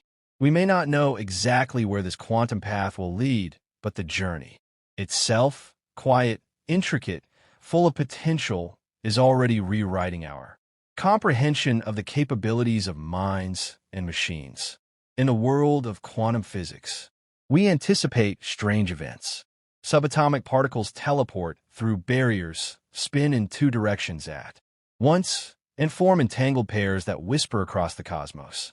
But there's a place we usually don't expect to see quantum behavior. Biology. Biology is messy, warm, and wet. It operates in a noisy world full of jiggling molecules, random collisions, and fluctuating energy. Quantum effects, on the other hand, are notoriously fragile. They're easily disrupted by heat and chaos.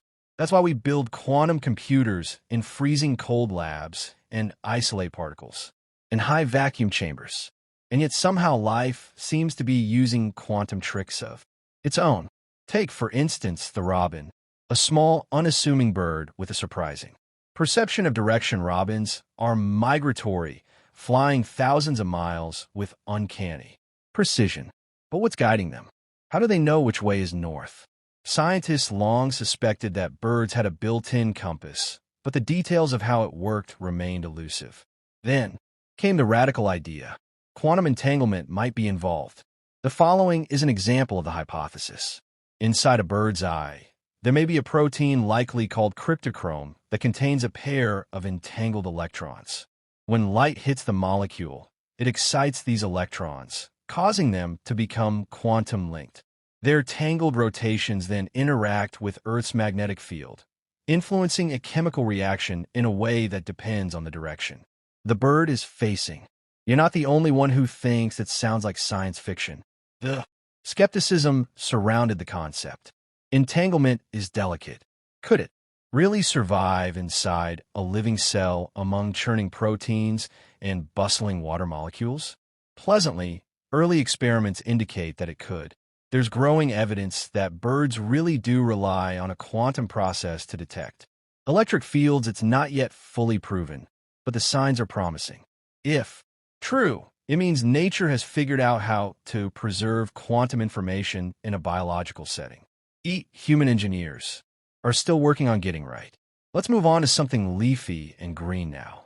Plants, like birds, are masters of a subtle quantum game. Consider photosynthesis, the process by which plants turn sunlight into chemical energy. It sounds simple enough. Light hits a molecule of chlorophyll, which takes in the energy and moves it to a reaction center where it is stored. But how does that energy reach its destination so quickly? You might think it hops randomly from molecule to molecule until it reaches the right spot. That would be a cumbersome and slow approach. But measurements suggest something far more. The transition is elegant. The energy appears to explore multiple paths simultaneously, as though the system is using quantum coherence to find the most efficient route. Imagine dropping a marble onto a maze, and instead of rolling down one corridor, it spreads out like a wave, feeling every possible path, then settling on the shortest. That's the opinion of some researchers. Complexes that produce light behave. The energy doesn't go in circles. It takes the best route thanks to a bit of quantum navigation. This is astonishing due to the warmth of these systems, biological and noisy. Quantum coherence, on the other hand, seems to last long enough, sometimes on the picosecond scale, which is a significant amount of time in the world of molecules, to influence outcomes. A tantalizing possibility arises if plants are quantum strategists. Possibility. Has evolution learned to harness quantum mechanics? There isn't reason to think biology can't make use of the same principles we find in physics labs. After all, nature had billions of years to try new things, and organisms that found clever quantum shortcuts, whether for energy, efficiency, navigation, or sensing, may have enjoyed a survival advantage. Speaking of sensing, there's one more biological mystery that might have a quantum answer. The sense of smell. Most of the time, we think that smell works by shape. A molecule fits into a receptor in your nose, like a key fitting into a lock, and voila, you detect the scent. However, that theory has some flaws. Molecules with similar shapes can smell wildly different, and some molecules with different shapes can smell exactly the same. One alternative idea is the vibrational theory of alaction, which suggests that our noses don't just detect shape, they detect how molecules vibrate. The proposal is that when a molecule binds to a receptor, electrons in the receptor might tunnel through the molecule, and the likelihood of tunneling depends on a molecule's vibrational frequency. If true, it would mean that part of your sense of smell involves quantum tunneling, the same trick that lets particles pass through barriers in nuclear fusion. Your nose might be sniffing in stereo, both structurally and vibrationally. using quantum mechanics to help decode the invisible. Universe of molecules again, the idea is controversial, but experiments have shown that people and even fruit flies can sometimes distinguish between molecules that differ only in vibrational frequency. It's not conclusive, but it's enough to keep scientists intrigued. Quantum biology is still in its early stages. The majority of the field is founded on daring concepts, hesitant experiments, and more answers than questions. But what makes it exciting isn't just the novelty. It's the reminder that quantum physics' strange rules don't stop at the lab bench. They reach into the feathers of birds, the leaves of trees, and the breath you draw through your nose. It's a humbling thought. The same mathematics that describes the behavior of electrons in a vacuum also underpins the chirping of a robin and the shimmer of sunlight on a leaf. Nature doesn't separate its domains. Effects of the quantum world are not kept in some tiny vault. They're everywhere, woven into life itself. And perhaps as we learn to understand these quantum tricks, we'll gain not only new technologies, but a deeper appreciation for the ingenuity of evolution. It would appear that life has always been playing with the most bizarre tools in the universe. Simply put, they never bothered to tell us. At the quantum level, particles do strange things. They become superpositions, interfering with themselves and simultaneously occupying multiple possibilities. It's the playground of probability, not certainty. And yet, when you look around, you don't see a world made of shimmering may. Hopefully, you see a desk, a cat, and a coffee mug. Alive or dead, but not both. The world you interact with feels solid, consistent, and wonderfully predictable. What's going on? Why don't you see tables that are both here and over there? Why don't entire sandwiches exist in a probability wave only collapsing when you open the fridge? The answer lies in a quiet but powerful process called decoherence, the mechanism that explains how the quantum world gradually changes into the classical world we are familiar with. Let's start with a quick mental stretch. Consider a single electron within a superposition. It's not in one place. It's in a spread of possibilities. You cannot assert until you measure it exactly where it is. And even then, you're only nudging it to choose a location. Now, visualize that electron is left alone in the vacuum of space, completely isolated. It stays in that beautiful, delicate superposition. But back on Earth, things aren't so quiet. There's air, heat, photons from the sun, molecules bouncing around, vibrations, fields, and background radiation. The moment your quantum object interacts with any of this, it begins to lose its quantum coherence. The neat mathematical interference patterns start to blur. This is decoherence. It's not that the superposition disappears. It's still there in a sense, but the quantum system becomes entangled with the environment. That is, all those particles it touches become part of its quantum description. And when that happens, the system stops behaving like an isolated wave of probabilities and starts behaving like something ordinary, predictable, measurable. You can think of it like this. Quantum systems want to be private, but the moment the environment peeks in, they lose their privacy. Not because someone measured them with fancy equipment, but because nature itself is always watching. Air, molecules, photons, vibrations. All these things act like tiny constant observers. They don't collapse the wave function, but they smear out its coherence, making interference impossible. Decoherence is a gentle erosion, not a bruising jolt. It doesn't require a conscious observer or a big dramatic measurement. It just needs time and contact with the outside world, and it happens incredibly fast. 4. Microscopic objects like electrons or atoms. You can isolate them well enough that quantum behavior sticks around. But for macroscopic objects, things you can touch, see, or eat, decoherence happens almost instantly. The more massive and complex the system, the faster its quantum weirdness dissolves into classical certainty. In fact, deherence time scales for large objects can be trillionths of a second or less. That's why you don't walk into a room and find your shoes in a quantum blur. Their interaction with the world has already pinned them down to a definite state. In this way, deference doesn't destroy quantum superpositions, it hides them. The superpositions still exist in principle, but they're now entangled with so many environmental degrees of freedom that you can't access or reverse them. They become effectively classical, even though deep down everything remains quantum. Additionally, this contributes to the solution of a long-standing quantum mechanics mystery. How can we get to probabilities to outcomes? Decoherence doesn't solve this puzzle completely. It doesn't pick which outcome occurs, but it helps explain why we don't see quantum interference in large systems. Why, if left unnoticed, Schroding as a cat on your kitchen counter does not actually shimmer between life and death. Decoherence creates the illusion of collapse by bleeding quantum information into the environment. The outcome is a sort of statistical agreement. The wave function is still there, but it no longer exhibits coherent behavior that is observable. And this gives us a bridge between the quantum and classical worlds.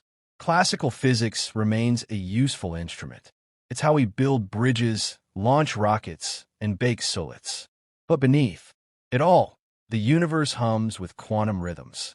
The effect of decoherence is to veil that underlying weirdness, creating the sturdy world we experience. The analogy of walking on a frozen lake is one helpful way to visualize it. Beneath the surface is water, shifting, fluid, quantum, but the ice is solid and reliable. What freezes is decoherence. The outside, it doesn't eliminate the water underneath. It simply keeps it away from reach. The more interconnected and the closer an object is to its surroundings, the more ice there is. This also has practical consequences for technology. For instance, quantum computers must combat decoherence constantly. Their qubits are delicate, and even a stray vibration or thermal fluctuation can collapse their quantum behavior. That's why they're kept in ultra-cold, isolated environments to extend their coherence as long as possible. The quantum advantage is lost without that.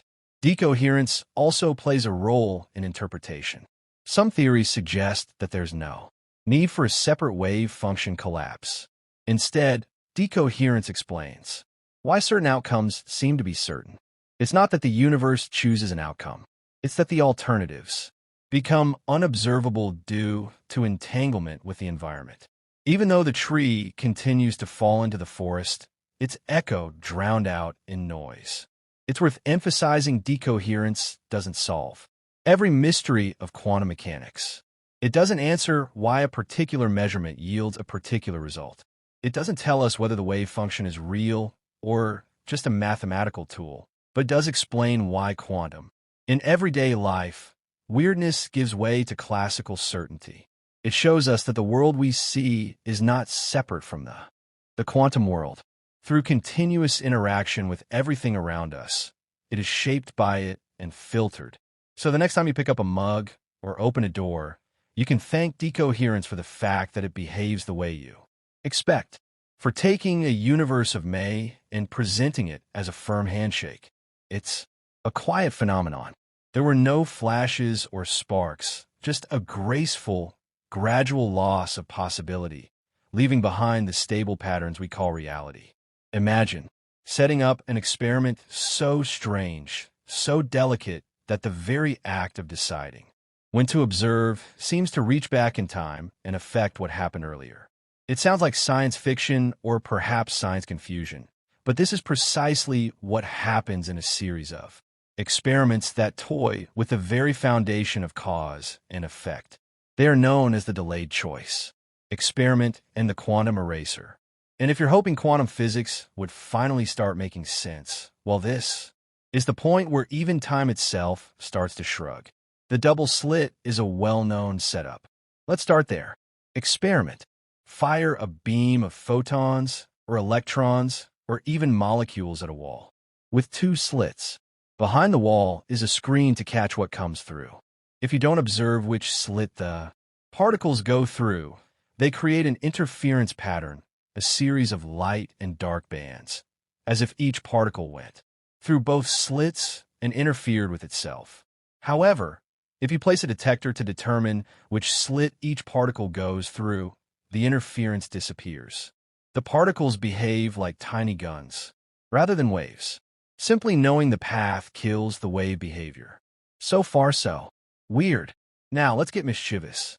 In a delayed choice experiment, originally proposed by physicist John Archibald Wheeler, you set up your experiment without measuring the particle's path, but you reserve the right to decide whether you'll measure after the particle has already passed through the slits.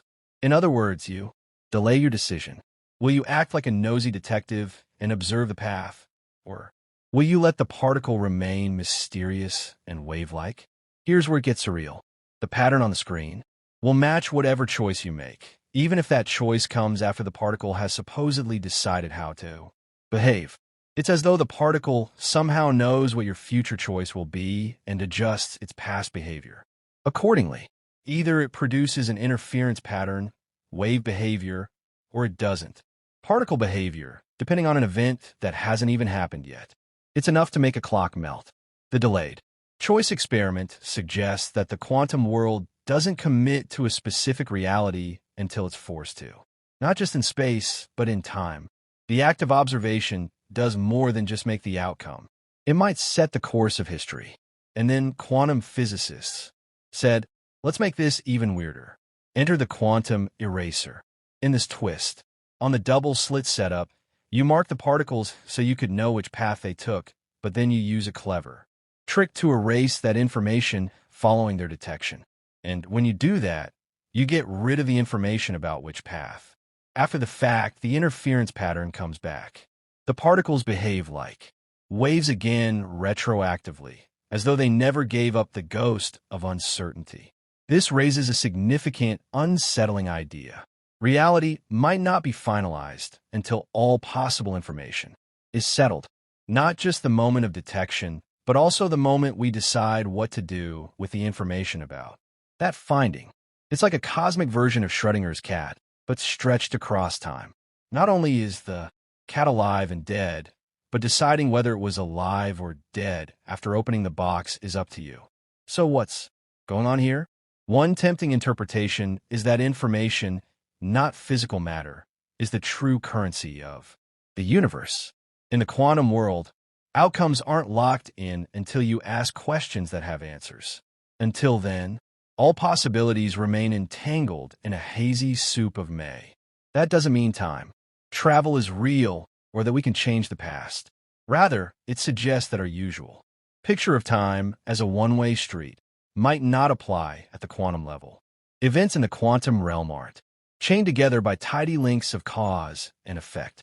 They're part of a strange, holistic web where outcomes emerge only when the entire system is considered. Still, there are limits. However, these experiments are astonishing. They don't allow for communication with the past. You can't send messages backwards. Time or change what already happened. At the large-scale level, the results always follow the rules of causality, but they hint that under the surface those rules are a bit more flexible. It is referred to by some physicists as entanglement and correlation rather than causation. The particle has no idea what you'll do in the future. It's just that all the pieces of the experiment are connected in such a way that the visible patterns are determined by the final setup. Others lean into a block universe interpretation where all moments in time exist simultaneously like frames in a film reel. In this view, your decision is not something that can be reversed. It's always been a part of the grand, timeless quantum story. Others, on the other hand, shrug and say, shut up and calculate. This is what matters most. It is not necessary for the universe to adhere to our common sense ideas of time, cause, or measurement. Our classical intuitions are built from macroscopic objects, rocks and coffee, mugs and cats. But down in the quantum mist, the rules are subtler, less linear, less local, and significantly more alien. The delayed choice and quantum eraser experiments don't break physics. They reveal the richness beneath it. They show that the quantum world is not just a smaller version of our everyday world. It's a fundamentally different thing, playing by a logic all its own. Therefore, if you ever feel as though time is tricking you, just keep in mind the quantum level it probably is. If you were to zoom far enough into the heart of the universe, past the galaxies, past the molecules, you'd eventually reach a world beyond the atoms themselves. Certainty slips quietly through your fingers. A world where outcomes are not determined, but described in terms of probabilities, where particles don't have positions until you look. And even then, they're merely the result of a cosmic dice roll. Welcome to the quantum universe. A place that's not just small, it's uncertain. At its core, quantum physics suggests that randomness may not just exist, but may actually rule. This idea doesn't sit comfortably with all of them. In fact, Albert Einstein was famously uneasy about it.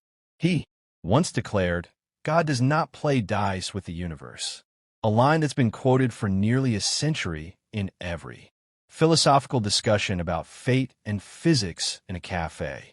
But let's unpack what this randomness actually means and what it doesn't.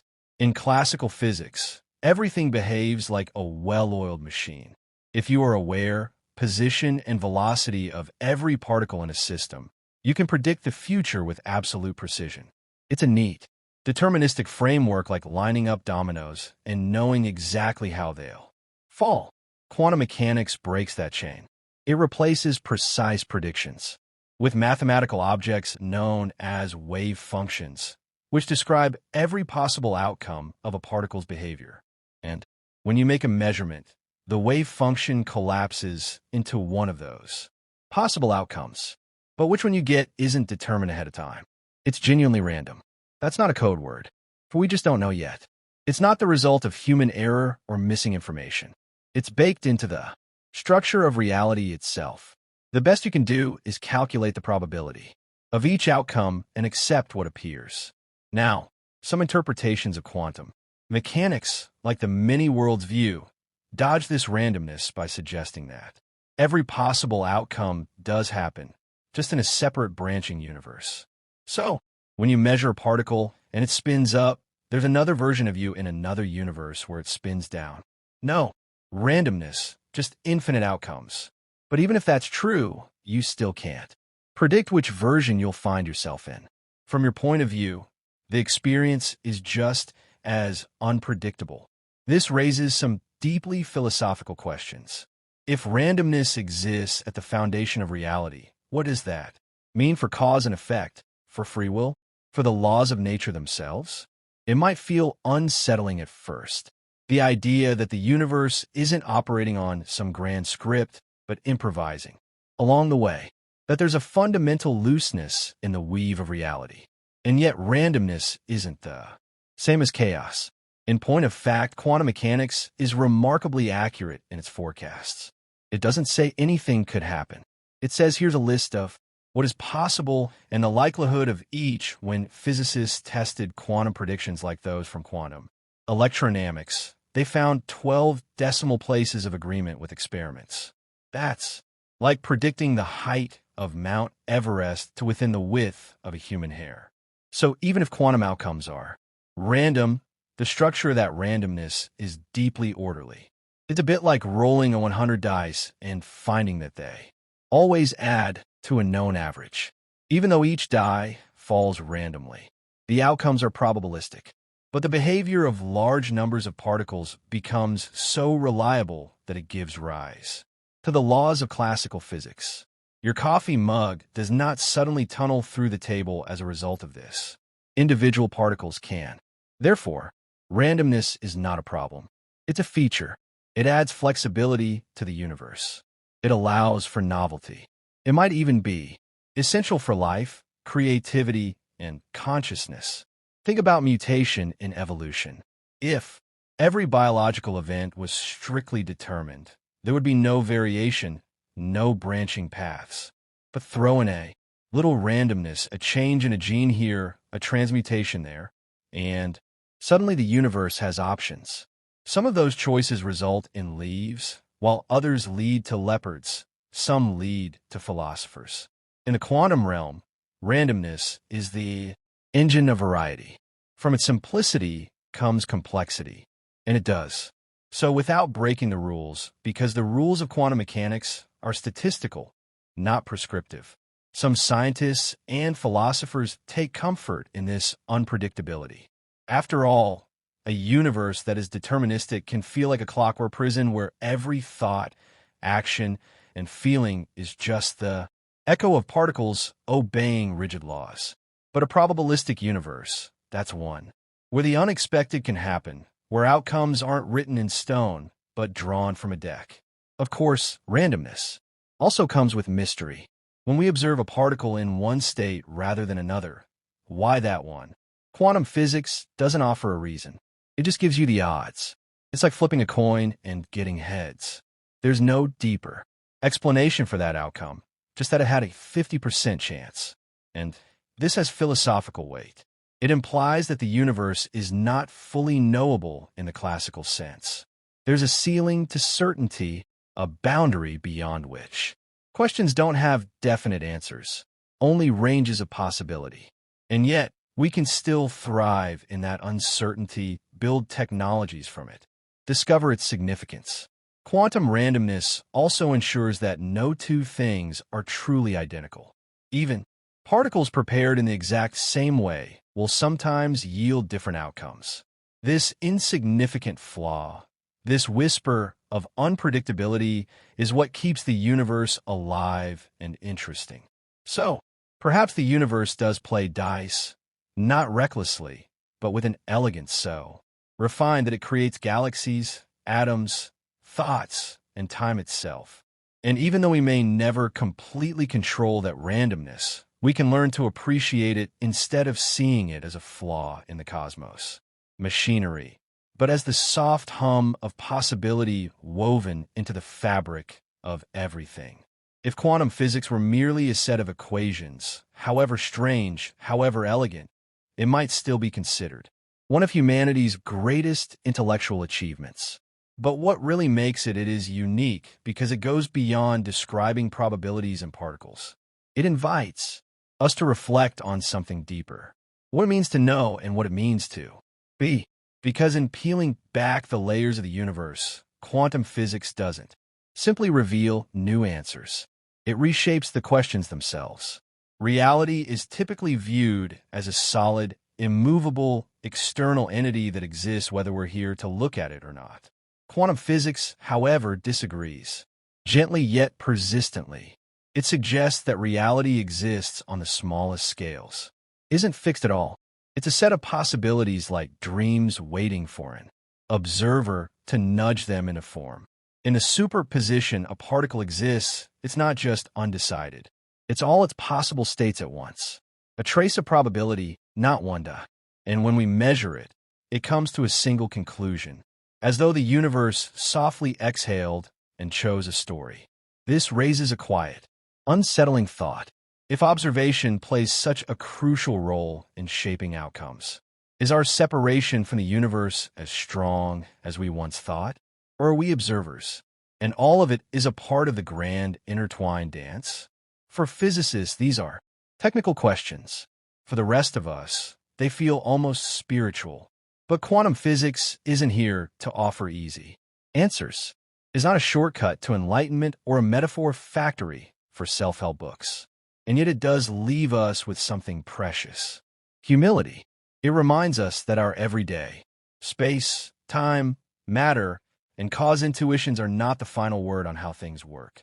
That the familiar world we live in every day is only one interpretation of reality that has been altered by evolution, shaped by our senses, and stitched together by habit. This is how quantum mechanics becomes more than physics. It transforms into a mirror that reveals the boundaries of our knowledge and understanding, as well as the astoundingly bizarre nature of the universe that we call home. Think of Schrödinger's cat, not as a literal feline trapped in a paradox, but as a metaphor for the way we live in uncertainty, for how we constantly juggle conflicting possibilities, half-knowns, and almost certainties, whether it's waiting for a medical test result, applying for a job, or simply wondering if it will rain tomorrow we exist quite often in a quantum state of our own. Hope and fear, expectation and doubt, possibilities layered gently over each other until time or choice collapses the wave. And it's possible that's the secret to quantum mechanics' beauty. It's not implying that the world has no purpose or knowledge. It's just telling us that it's not obligated to be obvious. There's a softness to that realization, a quiet freedom. If certainty cannot be guaranteed, then limitation cannot either. If the world isn't pinned down until it's observed, then possibility never dies and never fades completely. Even the word quantum has a kind of poetry to it. It comes from the Latin quantis. What is it? How much light? How much energy? What is the maximum amount that a particle can be or do? But more than that, it's a word that points toward boundaries, discrete, indivisible packets, the smallest allowed unit of change. And maybe there's something meaningful in that, too. That even in the vast and swirling confusion of the cosmos, there are limits, minimum steps, quiet thresholds that must be crossed. Not everything is continuous. Some things shift quickly. You don't do one atom of it when you dream. At a time, you leap into worlds that don't exist until they do. You witness things that are impossible until they appear natural. And when you wake, you may not. You remember all the rules, but you still feel like everything is possible. Quantum physics feels like that, like waking from a dream and realizing that the world is weirder, wilder, and more wonderful than you'd ever guessed. Of course, this can be a little unsettling. We like cause and effect. We like knowing. Certainty has its comforts, but maybe it's also a little overrated. Maybe it's okay to live with questions that don't yet have answers, to wander in a forest of probabilities without demanding to know which tree is real. Maybe that's where wonder lives, in the spaces between what we can grasp and what we can only glimpse. Physicist Richard Feynman once said, "I think I can safely say that nobody understands quantum mechanics." He meant it as both a joke and a truth. Even those who work with the math every day, who build machines and models from its predictions, will admit that quantum physics is not something you get in the usual way. It's something you accept like a poem or a dream. It works. It's precise. It's testable. And yet, it refuses to be pinned down by ordinary logic. And maybe, just maybe, that makes it more honest because the universe was never obliged to be simple. It just had to be. So, as we drift now through perhaps the most important lesson from the quiet ripples of quantum thought is not about probabilities or particles, but rather about perspective. To see uncertainty not as a flaw, but as a feature. To let go gently of the need to know everything and to relax in the strange and beautiful fact that we are a part of a still growing universe. Unfolding, still choosing, still shimmering with possibility. A place where even the emptiest vacuum isn't truly empty. Where time can flex, where light forgets how to behave, and where in the end, reality dreams too. Thank you for listening. Whether or not you're still awake, drifting gently, or already halfway through a dream, we've wandered a long way tonight. Through slits in cardboard, thought experiments with cats, rippling fields, and mysterious erasers of time. We've met particles that behave like waves, waves that act like particles, and forces that follow guidelines that are written in a language that we are just learning to translate. And somewhere along that journey, we began to see not just the oddness of the quantum world, but its quiet beauty. At first glance, it might all seem too strange to be real. A universe where something isn't truly anything until it's observed, where cause and effect get blurry around the edges, places where a particle can be both here and elsewhere. But what kind of physics gently reminds us over and over again is that the world we know, the one we can touch and taste and measure, is only the surface. Underneath, it is a softer world. Stranger, yes, but also more flexible, more open to surprise. A world built not on certainty, but on shimmering possibility. Furthermore, we share that world, not separate from it, not merely observers peeking in from the outside. We are made from these same quantum fields. Your fingertips' atoms and the light, they reflect the oxygen in your lungs and your eyes. All of it obeys the same uncertain laws. You aren't limited to the universe. You belong to it. And doesn't that feel just a little bit poetic? I asked at the outset, where in the world you're listening from. Maybe you're curled up in bed, listening under a heavy blanket. Maybe you're gazing at the ceiling, thoughts flickering like stars.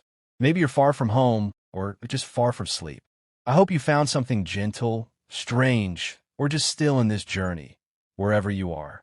And remember that when we stare into the heart of matter and ask, what is real?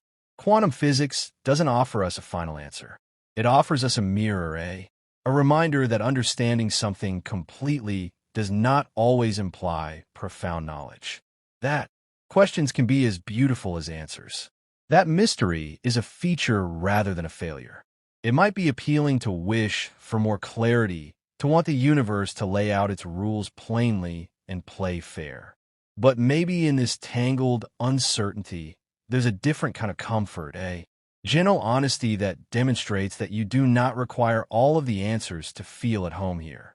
Because even though the particles are unsure, the moment you're in is real, the breath you just took, the thought that just drifted by, the weight of your body. Gently sinking into stillness, that's quantum, too. And it's enough. Therefore, I'm grateful for your time, attention, and quiet curiosity regarding this little investigation, for trusting the strangeness, for sitting with the not knowing. And if you've already fallen asleep, wonderful. The quantum world will still be here when you wake. From the sleepy. Good night, scientist.